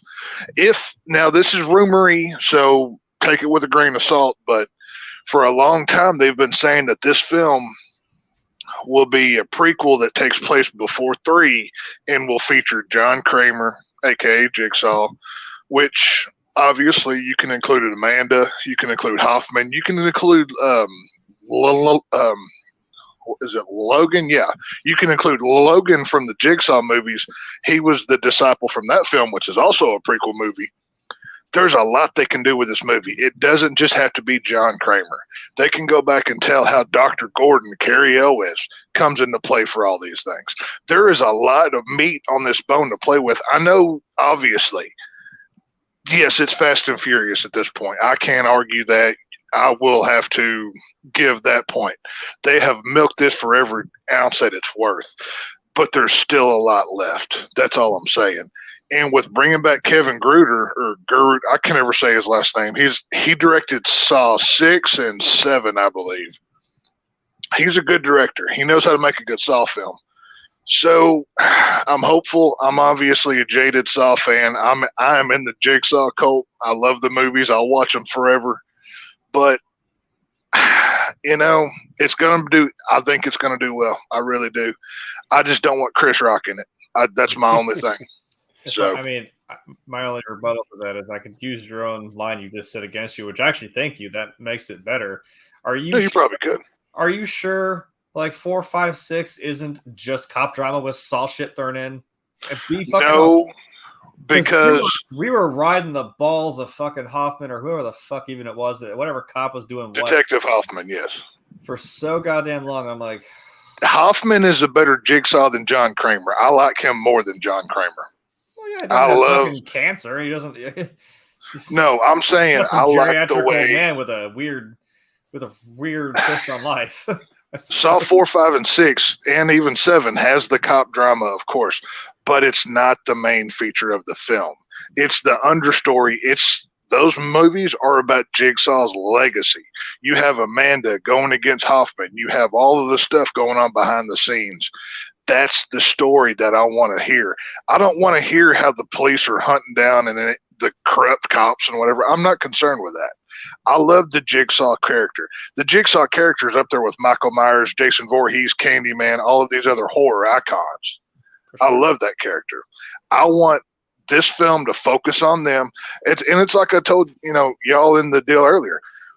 I would love to see a Saw film where you have Logan, Hoffman, and Amanda all alive. Or not Amanda, obviously she's dead. But yeah. Gordon, Logan, and Hoffman all vying for the title of Jigsaw. They each have their own individual little Jigsaw cults. They're fighting amongst each other. You can play it out however you want to. there's a lot of stories you can tell here. And horror always makes money. That's why it keeps coming back. I mean, when Halloween ends this year, Michael Myers ain't dead. He'll be back in 2 years. Don't worry about it. So, you know, it is what it is.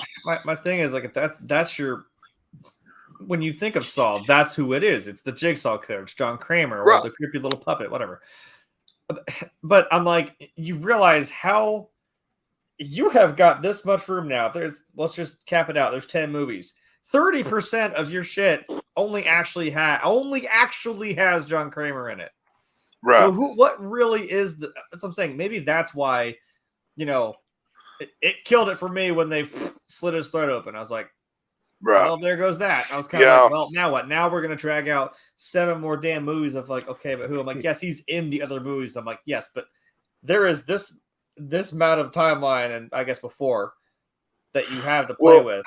So 30% of your entire franchise only really truly has the killer you have set up. And I mean, you're not going to tell me that it wasn't just your jaw dropped when that fucking door shut at the end of the movie. I was like, oh my God, he was there the whole fucking, whoa. I'm like, I am in it. I am with this guy. And when the second one came out, I was like, fixed. I was like, every time you just sit in the chair, he's fucking with Donnie Wahlberg. I'm like, this kid was sitting there the whole time. I love that scene. That scene in Saw 2, that whole, the tension in that scene when Detective Matthews is sitting there with Jigsaw and they're just having a conversation. Jigsaw's he's like a cat playing with his food before he eats it. You know, can you get me a glass of water? The dude that kidnapped your son is asking you for a glass of water. How are you going to act? You know what I mean? He's asking you to just sit there for 60 minutes and just talk to him. And you'll find your son in a safe place, you know, when there's a gigantic safe sitting right next to you. You know, it is what it is. I wouldn't have thought of that either. I mean, to be fair. No, and nobody would. But looking back, you're like, oh my God, it was right in front of me the whole time.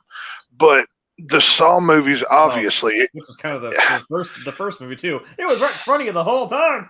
Right. Well, see that. Okay, I mean, your main antagonist is already an old man and he's dying of cancer. Even before you get to Saw 3 where they finally slit his throat, you know he's on a limited timetable here. He's not Jason Voorhees who can resurrect. Well, yes, that's what I like about the character because he's different.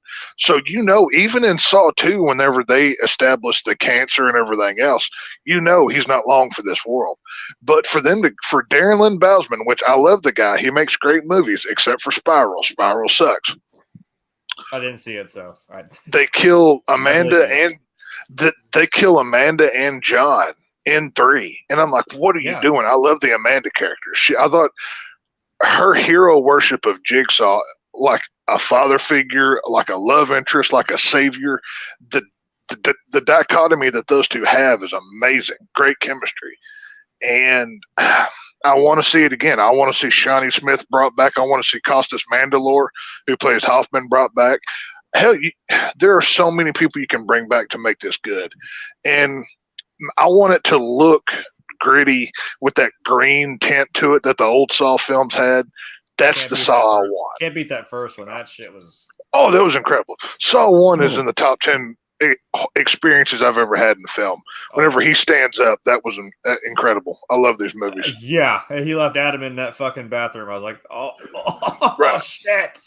Yeah. You know? Oh yeah. It's absolutely. Sometimes amazing. I mean, one room movies like that. I mean, you see the stuff outside and like with the dude's the doctor's wife and shit.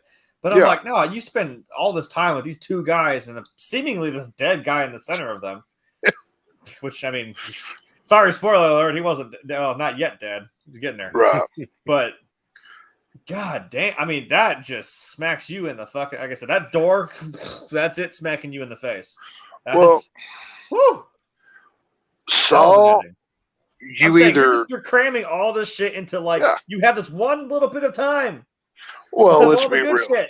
That's what I'm swinging fist. That's the good shit. Let's see, there's at least 4 different timelines for Michael Myers films. How many different timelines for Jason Voorhees? Look. You know what I'm saying? My favorite is Texas Chainsaw Massacre, and you want to talk about almost rivaling Halloween in terms of fucking. I like it more than Halloween. I do like it more than Halloween as well. However, that timeline of just But I mean, I don't know. I love it. I don't love the chaos of it, but holy shit. So say the Texas Chainsaw 74's got like 3 different prequels and like 5 different afterwards. It's all over the place. I think they're trying to compete because it's right. Yeah, I've seen them all at least once, but I mean, I always go back to the first one. I watched that one religiously. I didn't hate the new one, but it was kind of I don't know. Well, I mean, on to today's date. In the film is when the first movie takes place. I mean, I've tweeted it out a few times already. Oh, that's right, isn't it? August. But, you're right. I mean, if you August 18th, Shame on me. I 1973. didn't even watch the fucking movie today. Yeah. So yeah, I mean, I didn't get to watch the film, but I don't need to because I know it by heart. But same. I'll sit there and quote. I'll still get chills watching the cinematography in that movie. Holy God, I don't get tired of it. Right. Like I said, I know Saw's been stretched out, and I know a lot of people are going to roll their eyes and say, oh, you're fast and furious in this thing. But one thing I can say, there's a lot of people, much like myself, that are dedicated Saw fans that will flock to the theater to see this movie. And I can't wait. I just hope it's something similar. It's not going to be exact like the old ones, obviously. No. Just give me half of what it used to be, and I'll be happy. You know what I mean? Yeah, so if I don't show up some week and I'm in some basement somewhere, it's probably text. He's got me down there like, didn't you like it? When the timer will run out. I'm going to make you watch it till you like it, or there will be blood, you know. He's got the little TV screen. It's just give me him in a little tripod. little movie. So that's the way Jeremy doesn't die. He has to watch all the Saw movies. He has to watch them until he can quote them, and he loves them as much as I do. So we might be there a while. So if I make some snide comment, he starts all the way back at the beginning and we're going to watch it all the way through. Well, for me anyway, it's about this. And I mention this a lot on here when I talk about movies that go past the trilogy phase. There's this thing called the law of diminishing returns. Oh yeah, it's what's killing the Fast and Furious franchise. You kill your killer. I'm like, eventually you hit you just. There's nothing creatively left you can do. So at that point, you're just doing what the hardcore fans love, hoping that they're going to come buy tickets. Right. The problem is the group of hardcore fans for any film franchise. I don't care if it's the MCU or Star Wars, even this and the Fast and Furious is the hardcore fans is usually the smallest group of fans. You need to find a way to appeal to the general movie-going crowd as well. Now, horror is kind of a niche thing that general movie fans won't just go to see this. Casual movie fans will go see a Marvel movie. Casual movie fans will go see a Pixar film or a Star Wars film. Mm-hmm. But horror is a lot different. Now, you have to find some way to make it creatively a little fresh every time you try to make a movie. Like I said, I saw the first 3 Saw movies, and I think I saw the 4th one. I'm pretty sure it's been a long time. And like after that, I just haven't, because it gets to a point where I'm like, yeah, you've put in some new characters, but it's kind of the same old thing. The core of the movie is these traps. These people got to work their way out of them, or they die some grotesque, really cool death that looks great in the moment on camera, but it doesn't really have a lot of. It doesn't last for me. You know, it doesn't have. I'm not connected to a lot of these characters because there seems to be different characters in almost every movie, with a few exceptions. So you have to find some way to make this different, fresh. That's why I like the idea of Spiral, because I was like, okay, you're giving it a different bent, you're giving it a different angle, different characters, a different way of seeing this story. I liked that idea. Didn't work from what I've heard. I haven't seen the movie, but no, it didn't. But so many people, hardcore fans and casual fans who will go see some horror, kind of went there and they were like, meh. This movie just wasn't all that. It wasn't really anything. So you took a chance, and I respect that, but it failed. You got to find a good way to make this series relevant again. And maybe whatever they do in this next movie is going to make the series more relevant. Maybe it doesn't need to do $1 billion at the box office to be a success. I mean, they make these movies for bus fare anyway. I mean, these movies don't cost $200 million to make. I mean, I don't even know what the. We can see what the budget for Spiral was real quick. I mean, the original one, it didn't even. The budget for Spiral was only $20 million. Yeah. and it made $40.6 million at the box office, which isn't terrible on a $20 million budget. But and they didn't. I'm willing to bet they didn't do an insane amount of marketing to that movie, so it probably turned a small profit. And that Spiral box office was also at the beginning of the pandemic too, so you weren't getting. Like whenever I went to see Spiral in the theater, there was 3 other people there, and they made us sit clear across from one another. Yeah, so the first saw they made for $1.2 million. I was gonna say it was. So when I say bus fare, as far as making movies is concerned, that's I'm saying like that's what I mean. You can do a whole fucking lot with not a whole lot of money, man. I mean, whew, great movie. I'm trying to find a total box office for the entire franchise. For some reason, they don't seem to have that here. Let me. Well, while he looks, I don't know. I was just maybe that's just my problem. Is I think it just kind of lost me after. I'm like, I don't know. The intrigue was, like I said, it's one room. It's like you're like, how'd they get there? Who are these guys? What the hell is going on? Like, whoa! And then like once it got there, like I said, then now you're sitting in a room, like I said, with Donnie Wahlberg and then John Kramer. I'm like, oh, what the fuck? Like you're just like, what is this guy doing? You're holding on to this guy's every fucking word. Like, what's he doing? What's he doing? What the shit? Right. You know. Well, to be fair, I'm not your average horror fan. I'm a horror nut. I love it. I watch it. I listen to podcasts about it constantly. And I'm the kind of horror fan that I love deep sequels of franchises. You know, most people will kind of roll their eyes and go, oh God, it's the 5th Halloween movie or whatever, right? Those, like, I keep going deep into the franchise on these things. So I'm a completist on a lot of this. I can't find a combined one. I watched all the Halloweens too, and I didn't think they were bad. I mean, I was kind of like, well, it's like when they did that to Star Wars. It was like you had this expanded universe, you had all this stuff, and I actually got into it myself. I read some of these books. I actually looked into some of the lore, some of this other crap that expanded, and Disney was like, nope, didn't happen. I'm like, well, I'm glad I wasted my time with that. It's, you know, if we didn't say it, it isn't law. Okay, Mr. Mouse, whatever. Like I said, you want to pick and choose your favorite parts of canon that people liked and to say you did it. You can go fuck yourself. I already knew he crawled out of the fucking Sarlacc pit. Shut up. But the one thing that don't kill me, Disney. I'll end up in their basement somewhere. Next to Walt Disney's frozen head. Right. But the one thing I think that is working for the franchise right now is you're bringing back the 2 creative people that were there for the most successful films. Right. So they probably have the best grip on what they can do to make these films good in and of themselves. Like I said, you're going to make it too much of like, oh, we know what was good, and then you kind of like ruin it because you're trying to just be that again. Like you said, have the good stuff, but make something that still makes it blow your mind at the end. You know? Right. Yeah. Yeah. But I don't know. I mean, I don't know. I'm sure Tex will tell us all about it, so I will take. I promise you, next Halloween I will have a full report, probably multiple hour talk, just me doing every bit of the talking of every detail. So I got you covered. Papers like, all right. Well, how was the movie? You just slams it down. I'm glad you asked. Page 1, forward, by me. Right. Page 1 of 7,384. Probably. So, but yeah, but I look at the Saw franchise the same way I look at the Scream franchise. The first movie, pretty good. And then from then on out, it's just like, it's less and less fresh. It's less and less captivating. It's not quite what the original was.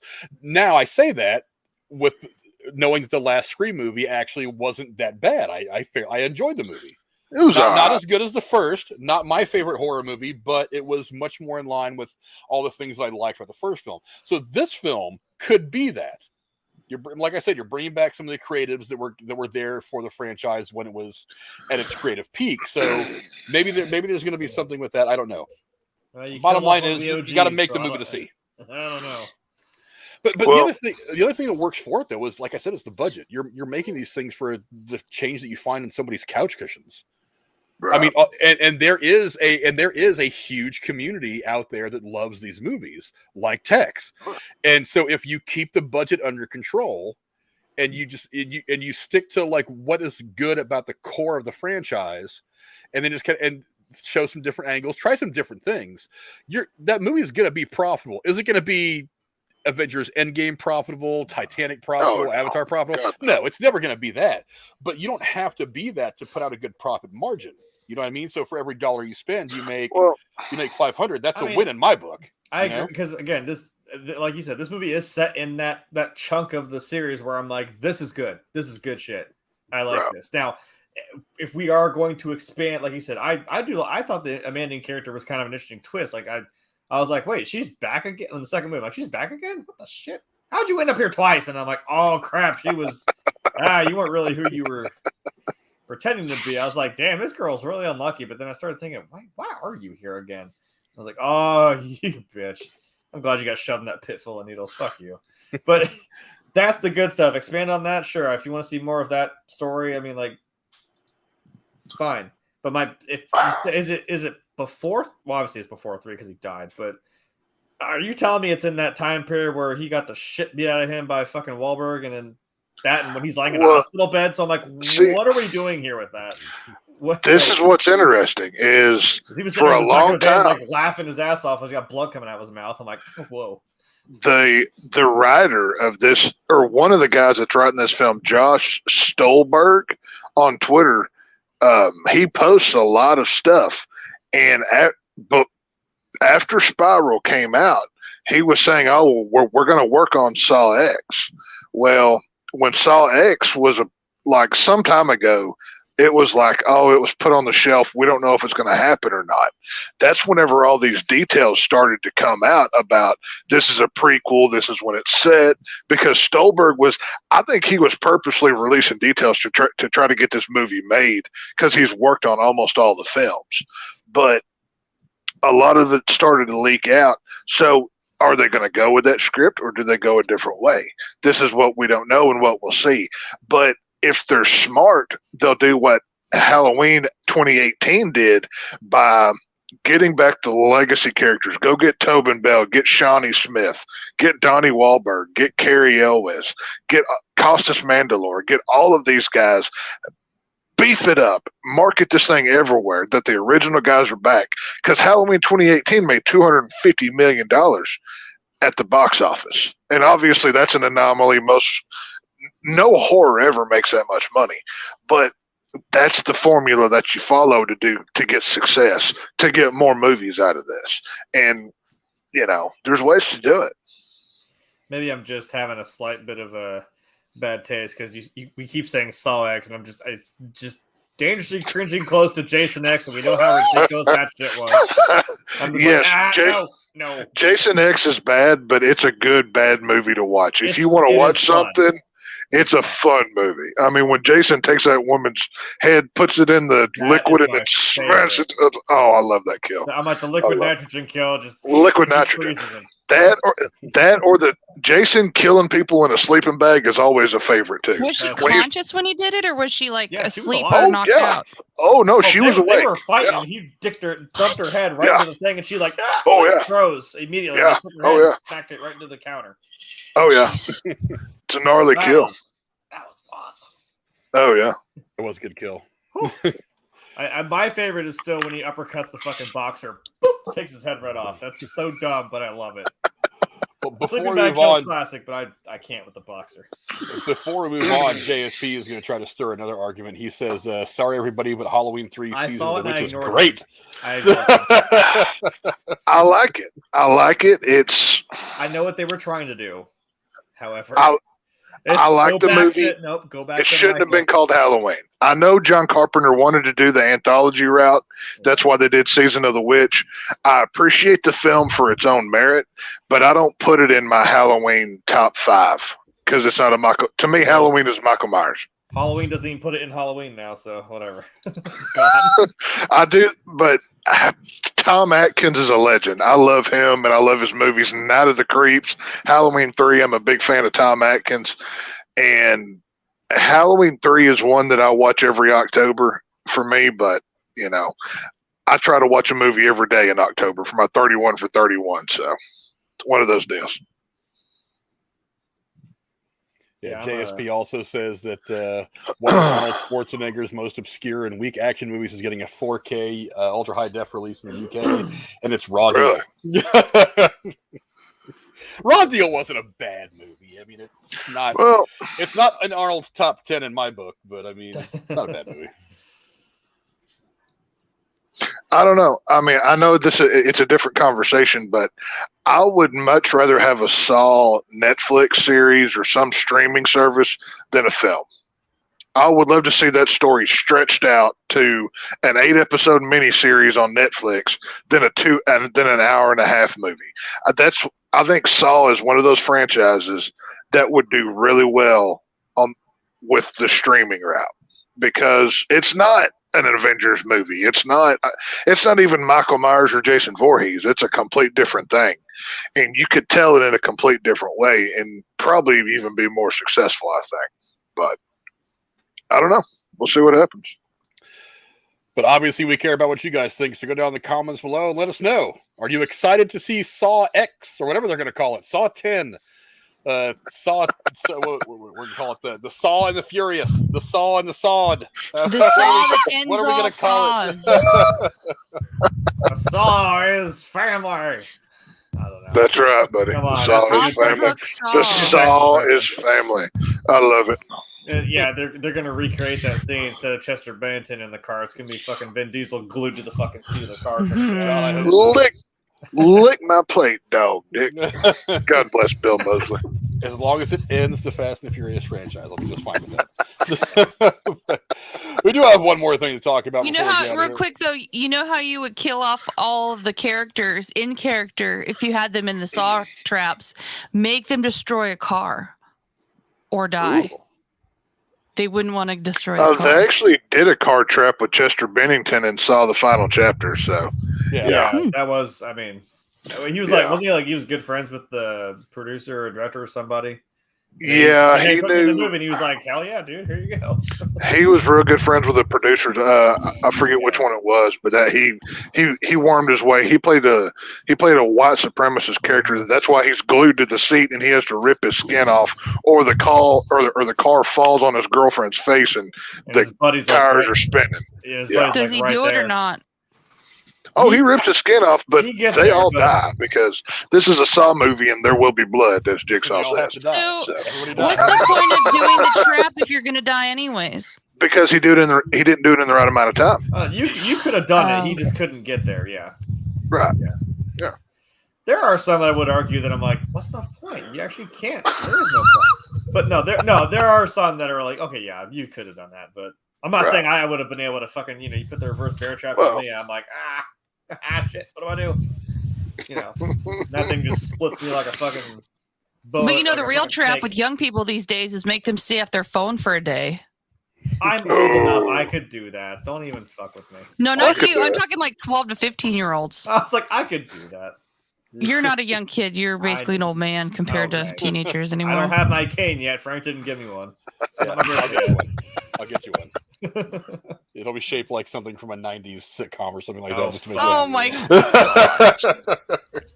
I'm going to come over and beat you with it. But go down in the comments. 3 of the night. But go down in the comments and let us know what you guys think. Do you want more Saw movies? Are you excited? What do you think we're going to see? Go down and let us know. Lady Cora, what's the last thing we're going to go into tonight?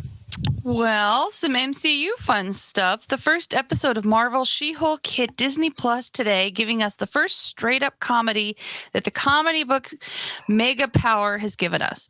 The show, which is the last series of Phase 4, stars Tatiana Maslany as Jennifer Walters / She-Hulk and Jamila Jamil as Titania. Did I get that right? Titania. The villain obsessed with She-Hulk. But we also see the return of some familiar faces from the MCU. Mark Ruffalo returns as the Hulk, as does Benedict Wong as Wong.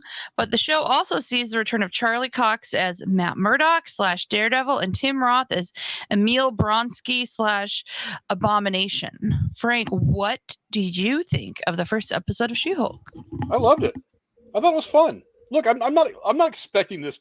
Again, I'm not expecting this to be at the level of like Avengers or Endgame or one of the big mashup movies or Shang-Chi. It's meant to be essentially a sitcom. Not exactly like what WandaVision was, where it kind of models itself after that, but still with serious tones. It's a sitcom. It's a 30-year-old. It's a girl who's in her early 30s who's still kind of like figuring out her way in the law world and shit like that, trying to deal with being super and trying to be normal, and that's fun. We spend so much time concentrating on how are we going to defeat Thanos? How are we going to defeat this, monster threat that could destroy galaxies and this and this, that we forget that there are fun stories to tell at the character level, at the ground level, that can be extremely entertaining. We saw that with Miss Marvel, which is my second favorite Disney Plus Marvel series behind WandaVision. That was a fun series to watch. The heroes don't always have to fight Galactus. You can have fun and tell great stories and get me connected to these characters without them having to go to space to do whatever. So, look, I thought it was fun. I thought it was a fun first episode. Haven't had any big cameos yet. As a matter of fact, Blonsky hasn't even showed up yet. But obviously, we know he's there from the trailers. Or my boy Wong. Yeah, no Wong yet either, but we know he's there. But I love the interaction between her and Bruce. That the relationship between those two is gold. The fourth wall breaking was just right. I was afraid that there was going to be too much of it at first. The way that they've played it up in the trailers, I thought that maybe they were going to play on it a bit too heavy. I thought it was pretty good. It was a good first episode. It didn't have to give us everything. It just, what I've been saying about the Disney Plus shows is there's always that one episode where it's usually towards the end, like in a 9-episode series, it's usually like 6 or 7. That's it's not a dead episode, but there's not a whole lot that goes on it, that it just kind of puts the pieces in place for the final run. One of the things I read about this earlier is that this episode was actually supposed to be something that was supposed to air later in the series, and they decided to air it first. And I think that maybe that's what this episode would have been, but I'm fine getting it now. I thought it was a fun introduction to the character. It's a fun introduction to her world, where she's at. I don't have any real complaints about it. Now, again, this is one episode. The rest of the series could suck balls. I'm not thinking it will. I'm thinking it's going to be fun. But look, it's Marvel's trying another theme. They're doing like this Ally McBeal style thing. As a matter of fact, there was some Ally McBeal style stuff in the background of her office in the beginning of the show that I had watched in a video that who was it? The hell was it, that one that you watch? Yeah, New Rockstars. New Rockstars did a video where they did some of the stuff that's in the background, and so that's what it is. It's a sitcom / partial drama about this character. It's fun. I have no problems with the first episode. I thought it was a great amount of fun. Jeremy, what do you think? Alan McBeal was from the 90s too, but I mean, what do I know? That's number 3. I was sitting there just on the edge of my seat, like, had a huge following, and I don't know why. I tried watching it. I couldn't get it. I didn't get it. I don't know. I'm kind of on the other side of the table right now. I'm like, I mean, to be fair, this may have just been a slight lack of communication. I wasn't actually aware we were doing this because we kind of just right over Hawkeye, and I didn't even watch it. So whatever, take that for whatever that means. I didn't watch it either yet. Don't feel bad. Well, I was just kind of like, oh crap, we're doing this. I wasn't exactly just rushing to go see this. So, and I think it's this Thursday. So I'm like, cool. So if I don't watch it that damn day, I'm gonna get screwed here. And I was like, did you watch Miss Marvel, Jeremy? I did not. The one about the kid? I didn't either. No, because I was kind of like, don't be. I swear I'm getting to my old man phase. I'm like, God, they're fucking teenagers and you're obnoxious and I hate you. Shut up. I know. I just want more Loki and more like true to the core MCU content. I get She-Hulk and Miss Marvel have a lot of interest, and it's great they're branching out and trying to, but still, I don't know if I can get into it. Either of them. I was kind of at first like, I don't know.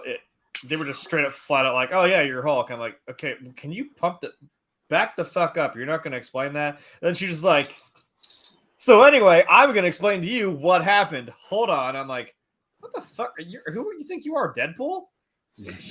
No, don't do that to me. I was like, why are you fourth wall breaking? What the fuck are we doing? And then they explained, and I was like, oh, okay. And then they didn't explain the fact that some spaceship just fucked off out of nowhere and came down. I was like, well, hey, explain that. What was that? The fuck was that? And I think we talked about, like, it is different how she gets her powers. It's like, I wasn't sure how, because you says, oh, they're blood mixes. I'm like, how are you going to explain that? I'm like, oh, okay, a car wreck, and she tries to pull him out. I'm like, that makes sense. Okay. She got a big... Hey, if a spider bite can make Spider-Man, well, this could do this to her power. That was how he got his powers. That makes sense. I'm like, it was different. And this is different. This is different than how it happened. I mean, she had a big gash on her arm or some shit, and he's like, I'm bleeding. Hold on, shit. Gets in, all of a sudden she just boom hulks right out. I was like, whoa, all right, that was cool. I was like, okay, that's fun. And then, God, what even happened? Because I was too blindsided and taken out by all the feminism that was. As a girl, I have to tell you, her ruining her outfits would piss me the fuck off. I will give her that. I mean, you can't tell me that wasn't funny as shit. Sometimes girls have vintage or like a few iconic pieces in their closet that you can't get again. No, wait a minute. I would be so fucking pissed. Just saying. To be fair, at that point, she knew that was going to happen, so that's her own damn fault for not knowing. Okay, wait, if I have to do it, well, I guess she thought like, oh, I'm never going to do this again. I'm like, so she's supposed to just retire to jogging pants and tank tops? Like she can't wear her nice shit anymore? No, I say that was funny as shit. Who's your best friend? Spandex. I'm like, okay, Bruce, fuck you. That was good. I don't know.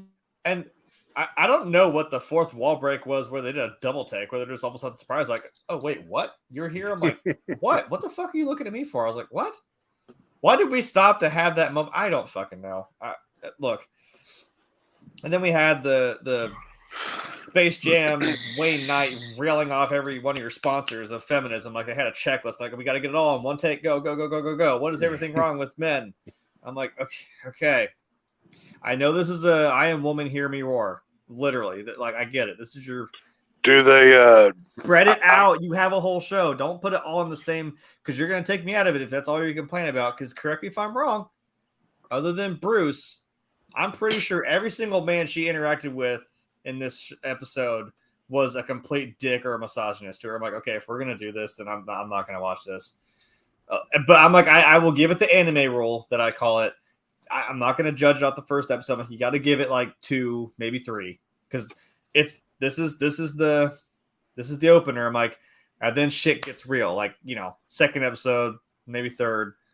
That's what tends to happen. So, I mean, again, you're telling me Wong is in this, Blonsky's in this, Charlie Cox, which makes sense. I mean, he's as we know, he's a very good lawyer. And he does a really good job of being Daredevil in the persona. Yeah. And then you have what's her face just popped through the fucking wall at the end like the fucking Kool-Aid Man. I was like, I thought the same thing. I was like, Family Guy flashbacks. I was like, did somebody yell, "Oh no"?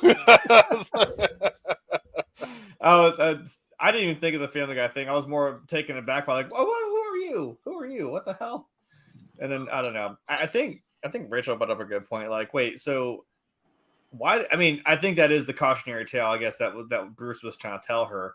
Like, why did you just straight up out yourself as She-Hulk like that? I'm like, you didn't have to.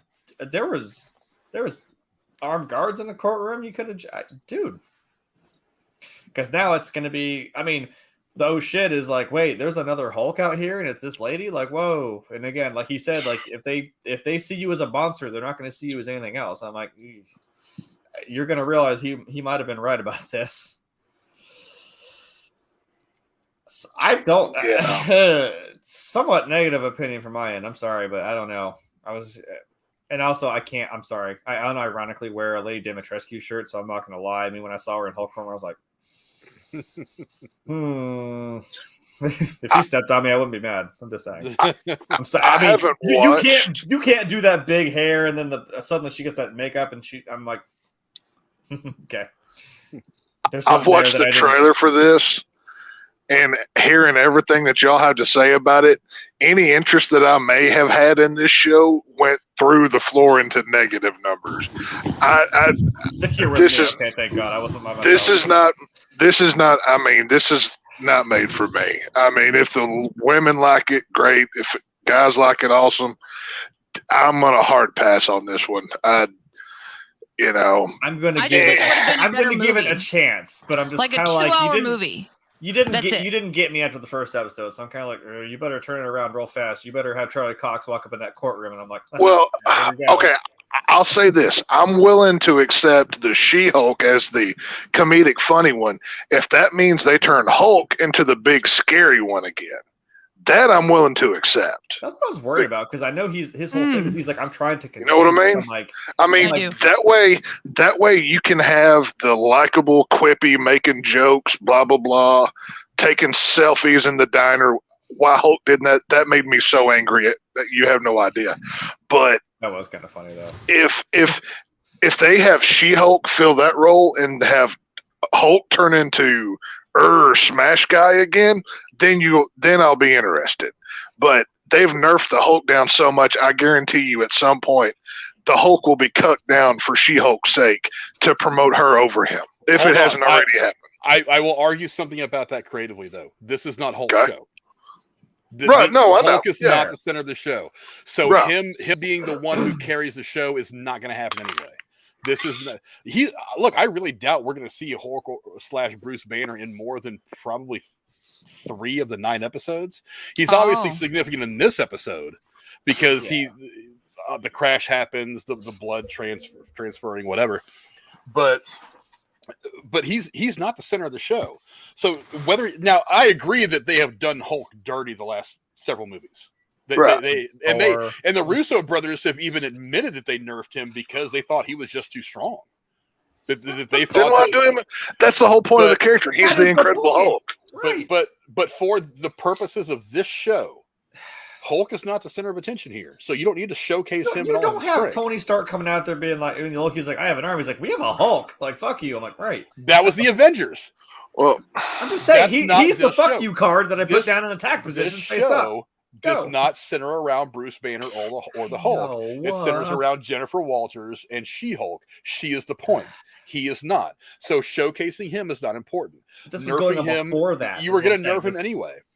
Anybody look, I guarantee that Wong is not going to be at full strength when he shows up in the show. Are you going to say he nerfed Wong? Because Wong's been a sorcerer for a long time. He is the current Sorcerer Supreme. Technically speaking, he could probably do his fucking circular, crazy, sparkly stuff. He's not trying to like contain his power or his magic or some shit. Like he's, But he's not the point of the show. Now, would you agree that maybe at this point that every other super person from the MCU that we're going to see in the show is stronger than she is? Apparently not, because apparently she's just stronger than anything that's ever existed ever. Because she's not. Okay. No, they even display that in that whole rock throwing scene in this episode. Like he throws the rock and she throws it farther. She was better at him than everything. I'm like, and then he's just like, I throw one into orbit and it leaves the Earth, and that's them saying that she is still not the strongest, but this is her starting point. You know what I mean? Well, so they're not nerfing Hulk. They're not nerfing Hulk. Why can't they just have Nick Fury and shit? And he may end up showing up in this. I don't know. Well, look at Marvel. I mean, for a long time, people started calling it the MCU instead of MCU because every male character was replaced by a strong female character. Insert here. And it's kind of hard to argue. They nerfed down Thor. They nerfed down Hulk. Mm-hmm. They killed off Iron Man. They killed off they let Captain America die. So all of these roles are being replaced by either minorities or women or women minorities. It's SJW to the max. It's become so blatant. It's become so blatant in their agenda what they're pushing. Anybody who was a strong white male character, you're not going to make it very long. You're being replaced with whichever female from the comic books we can put in here to push our agenda. And this show sounds like it's just 2 steps beyond that. Well, sounds like. I've said a million times I don't like diversity for the sake of diversity. Right. But Marvel still I'm okay with this, but like you were saying, I'm like, it was, like I said, when she sat there and she was talking about everything that's wrong, like from women's perspective, like, we know that already. This is nothing new. I don't need you to tell me. I was kind of like, okay. All right. Well, here's. I even got up to do something, and it was the scene where she's at the bar. I'm like, okay, well, that's a dumb move. You're by yourself at a bar. I mean, even I know not to do that. They haven't changed the gender or the ethnicity of any of these characters they're introducing. No, but I was like, Miss Marvel is Pakistani in the comics. Captain Marvel is a woman.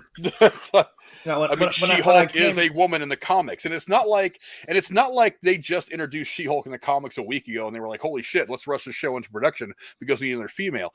She-Hulk came out 40 years ago in the comic books. She's been around for most of my life.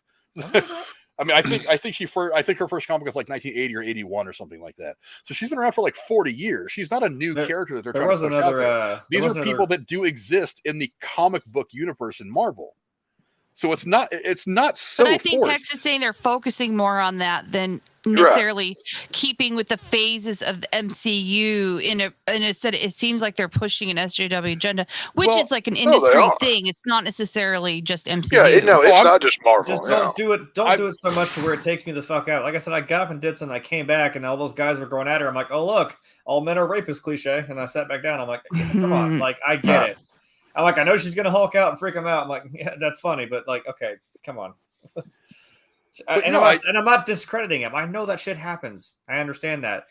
To be fair, I shouldn't have watched the thing where I watched the YouTuber absolutely destroy Andrew Tate. I'm like, oh, that was not a good thing to follow that with. Whoopsie. If you want to talk about the peak of fucking like toxic masculinity, holy shit. Right. However, I don't know. But no, I think that the MCU. Look, they obviously have an agenda. That's no secret. I mean, they're run by Disney. I mean, and for those of you who haven't heard some of the shit that's been leaking from Disney about this one girl who was like, we're trying to put gay in everything, gay, everybody gay. So obviously they have an agenda, but I mean, creatively speaking, they're working these characters just right. I loved Miss Marvel. I thought that show was fun as hell to watch. Did they end it on a note where they're going to make a second season, or is it just like going to progress into a movie at this point? Oh, she's going to be in the Marvels, in the Captain Marvel sequel. That's true. That's true. Yeah, but Brie Larson is so toxic. I want nothing to do with that. No, it's a little girl Tex. It's not Brie Larson. No, but in the Marvels, that means in the Marvels and as a whole.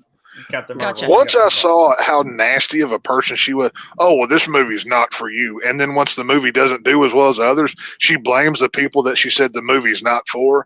That put me off of that whole thing. I was like, okay, That's like, what is she even talking about? The movie made $1 billion. No, whenever the movie coming out, they were talking about.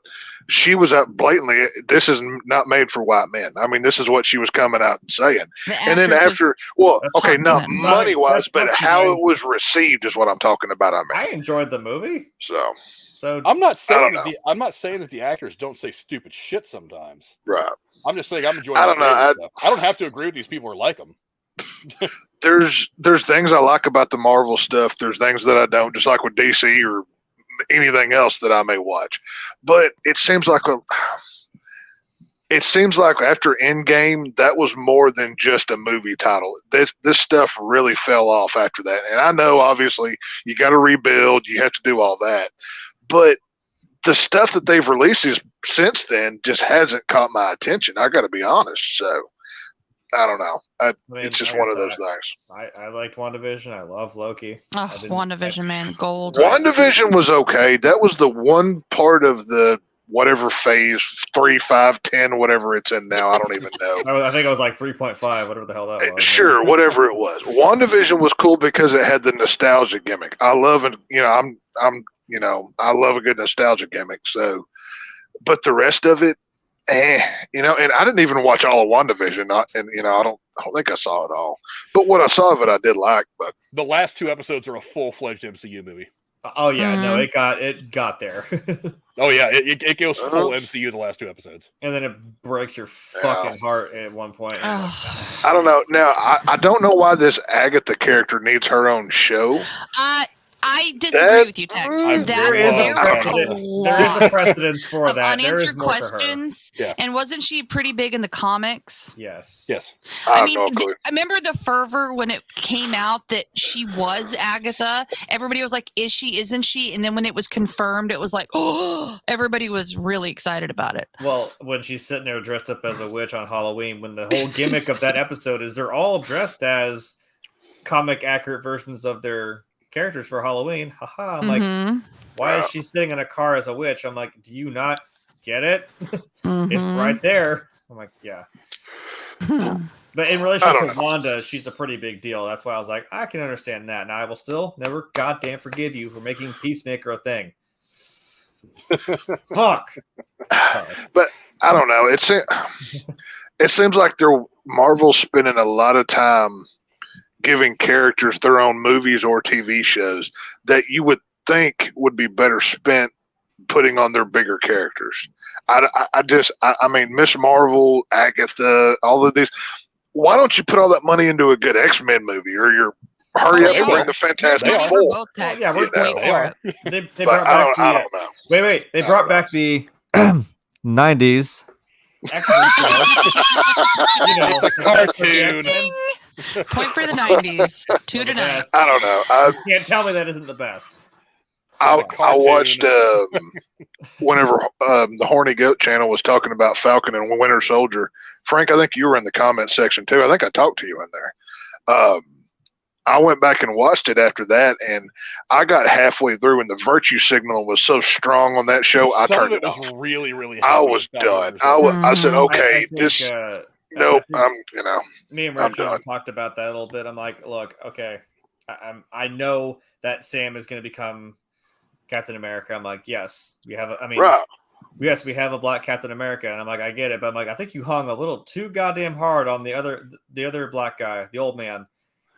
I'm like, yes, there was a super soldier, and it was him, and I'm like, are you going to do something with this character? Because you were hanging on that shit for a while. I'm like, it wasn't even the black. I didn't have a problem with the black Captain America part. I thought, yes, obviously that was very virtue signal. I fast forwarded to the end of it, and the villains are like, oh, no countries, no flags, and then the new Captain America or Falcon, whatever, he's carrying this chick out, basically crying over her, and I'm like, dude, what are you like? She was trying to murder people. Like, what are you doing here? I don't know. I think maybe he saw her point. Like, I was like, yeah, and what had to happen? It was this little girl that ended up dying. I mean, he's like, I don't know. This is kind of like a what does it goddamn take? I'm like, right. I get what he meant. I just wanted U.S. Agent to just smash everybody in the head with that shield some more. I loved that scene in the show. That made my day. I was like, give me more of this in your MCU, and you'll get my money. But, I think they were trying to hurry him to U.S. Agent. I'm like, yes, okay, we're there, but right. Give us Captain Falcon. You just everybody into existence. Like I said, that's my biggest problem with the MCU is it's obviously agenda driven. We know Disney wants gay or feminine everything, and this She-Hulk show is just the perfect product for it. Like I said, it's like you said, Frank. This is an Ally McBeal from the '90s. I didn't watch that show. I'm not going to watch this one. So, there she is. As Rachel said it, like this episode alone had enough feminism in it for the whole fucking show. I'm like, yeah. See, there you go. Do you really think somebody like me is going to sit down to watch that level of? I mean, hell, halfway through. That's not even the reason I'm upset. I'm just like, I get it. God damn. I'm just halfway through. I'm expecting a freaking tampon commercial or something. If it's that bad.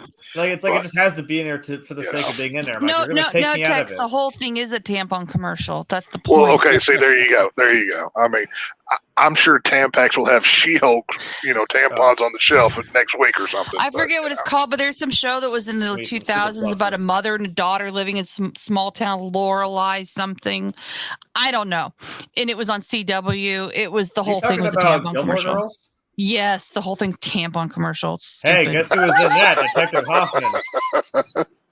What's that? Luke was the fucking detective from Saw. So. Oh, there you go. Really?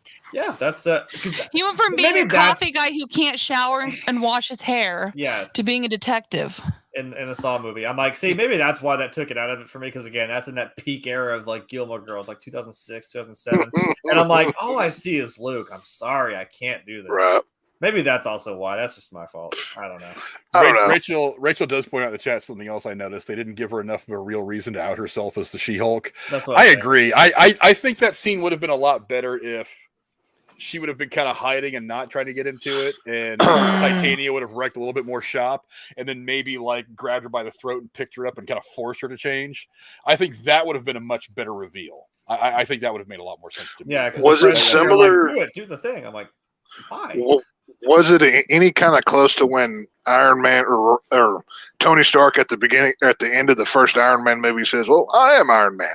That makes perfect sense because Tony Stark is arrogant as fuck. That's exactly what Tony Stark would have done. Yeah. Tony Stark would have was it anything like that or what? Yeah, he went off script. He's like, you know what? No, I'm Iron Man. It wasn't as cool as that. It was okay. It was not.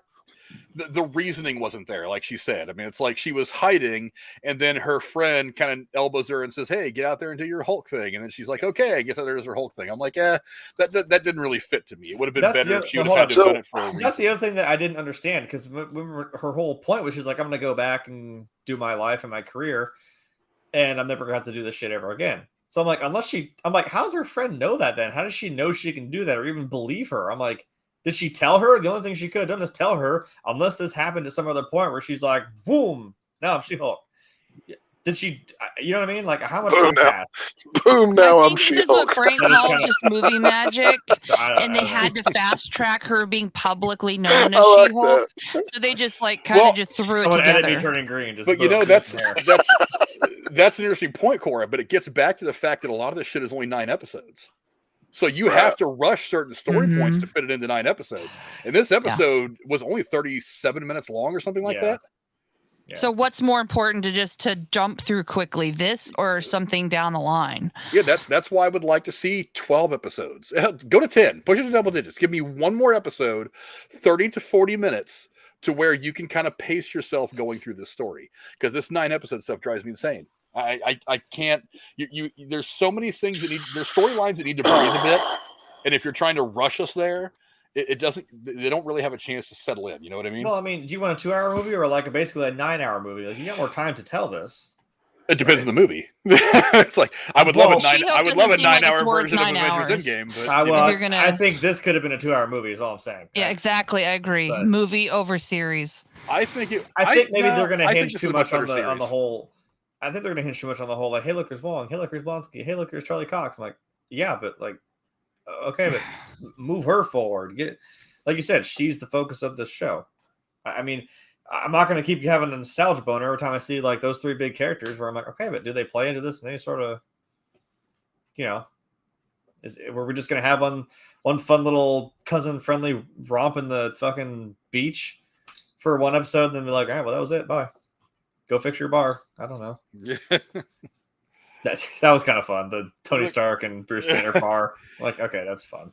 Also, it makes sense for Bruce, but they keep invoking Tony Stark's name and Captain America's name. And I'm if you're going to move off these people, you have to move off them. It would have been something if he just said, yeah, I mean, like he mentions Tony made the lab for him. Okay, okay, there's your name drop. Yeah. And then she has the gag about Captain America died a virgin. They and then drove that out for so fucking And then the whole long. thing, and the post-credit scene about his ass, which I thought was really funny. He goes, I know he brought back America's ass. Damn it. Yes. that didn't hurt at all. I thought that was a funny scene. But it's like it seems like they kept trying to pull Tony Stark into it, and I'm like focusing on that thing in the bar where they carved in Bruce Banner and Tony Stark's initials.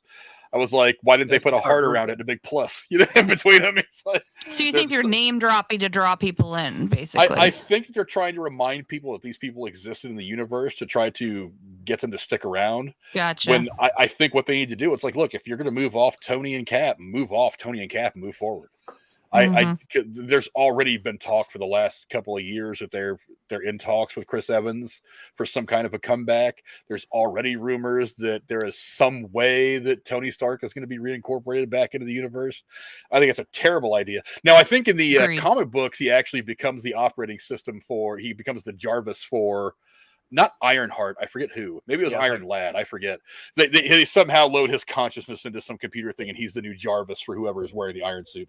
But I mean, so I'm not entirely against that. That's a different way of seeing it. But if you're just going to bring these guys back, you devalue their deaths in the first place, and that was an emotional death. Speaking of which, whose mask was that she saw? Was that Tony's mask? No, that was one of the Ultron bots. Oh. That was one of the things that I was looking at earlier in this new Rockstar. I thought it was like Tony's broken mask, or for some reason I thought it was like Pepper's. I thought it was all blue. I thought it was Tony's too, because it looked like there was the red and gold coloring to it. But they said definitively in this video that New Rockstars put out that it was one of the Ultron bots. Okay, then what does that mean? Like, that raises more questions too. It could just be a visual. I mean, if actually one of the things they said in this video is if you look behind him, the helmet that he's wearing in Thor Ragnarok is actually hanging up on the wall behind that. Well, that makes sense though, because he mentions that he's like, I was stuck like that way for like 2 years. Well, that was in outer space. I'm like, yeah, that time, yeah. That one time in outer space. Yeah. but yeah, Connor says in the chat, I'm more curious what the Scarship message was. I'm sure we're going to find that out before this last. Yeah, I was kind of like, hello? And that's going to be one of the things I think that if you're going to see Bruce in for a couple, 3 episodes, I think that's probably what he's going to be chasing down. He'll be dropping some pearls of wisdom on his cousin, and then he's going to be off doing this thing. Also, it did at least finally give us a, I'm like, okay, so where is this in the timeline? Because I think we talked about it. We're like, wait, wasn't his arm fucked up? And he's like, oh yeah, I fixed that. I'm like, hey, like I said, I always say one piece of dialogue can explain anything. I know, but that's why I was also like, wait, like didn't she have a big gash on her arm? That's how she got her powers. I'm like, oh yeah, right, fuck you. You can just fix it with bullshit science. I'm like, okay, fine. Sure. Crazy Blade says, who's coming after She-Hulk? Which Marvel character?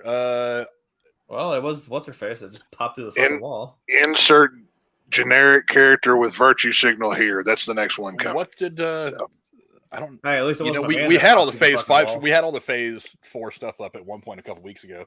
But I mean, Disney Plus. I don't know. I know this is the last Disney Plus show of Phase 4, and then so it's this, and then. Black Panther comes out in November in a couple months, and that's going to be these are the last 2 projects of Phase 4. Then after that, it's going to be Phase 5. Have you heard about all the backlash about it? So many people are mad they didn't just recast T'Challa. And they didn't. Yeah, a lot of people are mad. I'm the same way. I think they should have recast T'Challa. But a lot of people are doing upset. the best with what they got, man. I don't know if there's any really right way to please everybody how you do this. As far as that's concerned, you've got to see how it's going to be handled in the film. Yeah, like we haven't seen the movie yet, guys. It's still that's what I'm saying. I'm just saying a lot of people are upset. I'm not saying there's merit to it, but fucking nobody's on the internet. Hey, you know what? Who's to say that at the end of this movie, and that's one of the rumors that's going around about Black Panther: Wakanda Forever, is at the end of this movie there isn't a new Black Panther that we just don't know of yet. I mean, because maybe Shuri takes the heart-shaped herb and she's Black Panther. But they make a woman the queen. But at the end of the movie, she decides, I don't want to be Black Panther. I want to be in the lab doing what I do because I'm so very. She's really one of the smartest people in the MCU. Her, Richard, and Tony Stark were kind of the biggest brains in the MCU. Yeah. So maybe at the end of this movie, she's going to realize my place is in the lab. I need someone else. Somebody else should take the mantle of Black Panther while her mother. Maybe since we're doing this multiverse shit, like you could, I know it's not going to be the same, but like bring somebody who looks similar to him, or a fucking alligator version of him, for fuck's sake. Sure. I mean, go to another Earth and get a better version of. What's the difference? Go to another Earth and get a good version of Killmonger. I am all for Michael B. Jordan in that suit.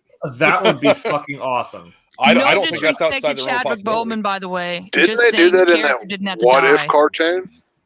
Well, he was still but he's still kind of a dick.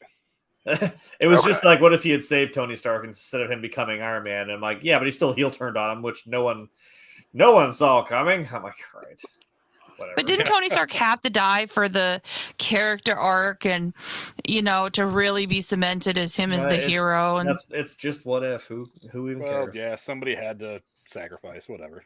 Actually, speaking of Cap, I saw a fucking hilarious edit. Of course, everyone's just all over this Captain Carter shit where Wanda stops the shield and frisbees it right through her fucking midsection, and she falls over and it cuts right to Chris Evans from Free Guy. Goes, what the shit? I'm like, okay. Right when she gets cut in half, he goes, what the shit? I'm like, okay, that sounds pretty fun. It was a funny edit. But anyway, obviously we care about what you guys say. So go down in the comments below. Let us know what you guys thought of episode 1 of She-Hulk. I thought it was a fun start. Again, I want to watch the other 8 episodes. I want to see where it goes. And I have a feeling it's going to get better for Jeremy. I have a feeling it's going to become more MCU. I know. Give it a chance. So give it a chance is all I'm asking. I'm giving it a chance. And I don't know. But I'm confident. The first episode has got me in a good place. Like I said, the next 8 episodes could suck ass. I don't know. Kevin Feige stopped taking my calls a long time ago. But in Feige I trust. So So you need that as a tattoo, you know. I put it out there. Body Hey, I can we trust. make that some of our merch? And he said, no, we don't have It'd be a enough great for merch. t-shirt. Fuck you. I sat there and edited a fucking coin with a side profile of Kevin Feige, and I made a whole thing. It just says, Feige we trust. This motherfucker's like, we're not big enough for merch. Fuck you. It's still fun. Hey, you know what? I'll put some merch out there, maybe. See who buys it. That better be one of them. Casey would buy it. Casey. Fuck would. Casey. That's true. Just because he wants Yeah, to kiss my ass. Casey like we're does doing tend to. Casey does tend to kiss Frank's ass at any and every opportunity he gets. So he'd probably buy a whole bunch of it if you got it to him. So Hey, Yeah. I'll put some merch out there. Hey, as long as he drops, he doesn't have any kids. He could drop an entire paycheck on Harsh Truth merch, and that wouldn't bother me in the least bit. We'll just call it a donation to the Frank's new computer fund. there you go. True. Whatever. I don't know. Maybe. Anyway, that seems like a good enough place to start wrapping things up. Thank you guys all for coming and hanging out. Thank you to all my cool co-hosts, starting with the Dowager Countess Lady Cora. Where can the folks find you on the internet? Nowhere. I'm kind of off grid basically, except for showing up on Thursdays. Well said. Here. She is the one female voice that makes us sound somewhat respectable. Yeah, I'm the one who brings up things that girls shouldn't bring up, but whatever, you know. Occasionally Rachel will come on and fill in for her, and then Rachel's the one that kind of keeps us in check and makes us all look a little bit better. But yes, usually it's Rachel's Cora. the classy one. but yeah, definitely I know how go to pick follow 'em. Cora and break her balls on the internet because she loves that kind of thing. Because I have balls. That's why I'm not on camera. Dude, don't even lie. That's funny. Hey, it's 2022. We don't judge here, all right? Yeah, we don't judge. Exactly. And my hetero life mate Jeremy, where can the folks at home find you on the internet, sir? Well, I'm here. I'm here every Thursday. Well, at least every Thursday where we're not talking about dumb shit like sports. Well, whatever. I'm kidding. Not really. That was so whiny, Jeremy. Well, I love it. I'm not going there. Anyhow, most of the time I'm here on Thursdays. Tuesdays I'm over on my Twitch channel, which is also you see it. Actually, you see it right there across the bottom. Thank you. That's the thing to search across everything except for TikTok. It's different. Yeah. So Tuesdays on Twitch, doing again finishing out. I underestimated how fast we blow through Lego Star Wars, so I thought we were going to drag this thing out with the planets for a lot longer, but we blew through it already, so whatever. But we'll still play that through this month. Next month, September, Last of Us Part 1 comes out. I'll play more of that. I might actually do that on YouTube. I don't know. I feel like that might be a YouTube deserving thing, like something to put an actual video out and watch it through, not just a stream. If you miss it, well, oh well. It's my favorite game series, and I'm not going to miss that. Yeah, and then doing some stuff with Brooding Gamer as well. I'm sure his stuff's down there in the description as well. We got some stuff in the tube down the If line. you're listening, Alan, hi. Right. We got some big news about the one big project he wants to do. We even talked to Frank about it. Might see his beautiful face in that whole ordeal. Yeah, I think that's pretty much Cool it from my beans. end. Yeah. He is Grim Nice. Tuesday 23 across all platforms. Definitely go check his shit out on Twitch as well. I actually put in the description, instead of just saying follow Jeremy on PlayStation Network and Twitter, I said and Twitch. Oh, Don't make them try to follow me on PlayStation. So when I say ignore you. across all platforms, like that Grim Tuesday 23, that's him everywhere. So go check him out there. Except for TikTok. Fuck TikTok. I Chinese know. communist bullshit. Hey, if that's what blows it up, that's what blows it up. I don't, whatever. And of course, our man from the Lone Star State who came on tonight for the big debate about Saw 10. Family. Our boy Damn from right. South Tech. Saw Where his the fuck- family. Yes, sir. You're welcome. What do you got going on now? Hopefully this coming week we'll be recording 2 more episodes of Off the Reels where Drew and I cover the Saw movies. Jeremy, I can't wait for you to tune in and watch those. We'll be recording episodes. We'll be doing reviews of parts 5 and 6 of the films. It's been like a month since we recorded. Time and lives and kids tend to get in the way of these things, but we're getting to it. So, but yeah, you can catch me here when horror news pops up, or here and there on the Derailed Network, also on YouTube. Off the Reels is on the Patreon. That's only $1 a month. Frank's over there as well. So, other than that, it's at @SlasherVision on Twitter, and come follow me there. As for me, you can find me here every Thursday going over all the cool stuff going on in the world of entertainment, television, movies, all that good stuff that we want to talk about. You can find me on Sundays at 9 o'clock over on the Derailed News and Podcast, going over all the other crazy shit going on, the current events around the world outside of the world of entertainment, and some entertainment stuff here and there. And you can find me in the chat rooms of lots of different other places. So, yeah, just go out there, and we will see you guys next week as we go over all the craziness.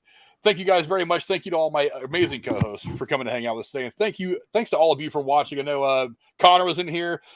Maybe I'll just break down and do like maybe I'll just do a separate breakdown with Connor about this after the main show on Thursdays. If you guys end up not liking the next episode, maybe I'll go that route. I don't know. Maybe Connor would be open for something like that. Crazy Blade, Frederico, what's going on? JSP, Rachel's in here, of course. What's up, Rachel? Let's see who else is there. Casey was in here for a while. There were some people early on. Awandi was in here. What's up, Awandi? Cora was running the wrench. BJ was in here. Hello, BJ. Jeremy's wonderful mother. And so all the people that were in here, thank you very much for coming to hang out with us. And we will see you guys later on. Adios. See ya. Adios. Toodles.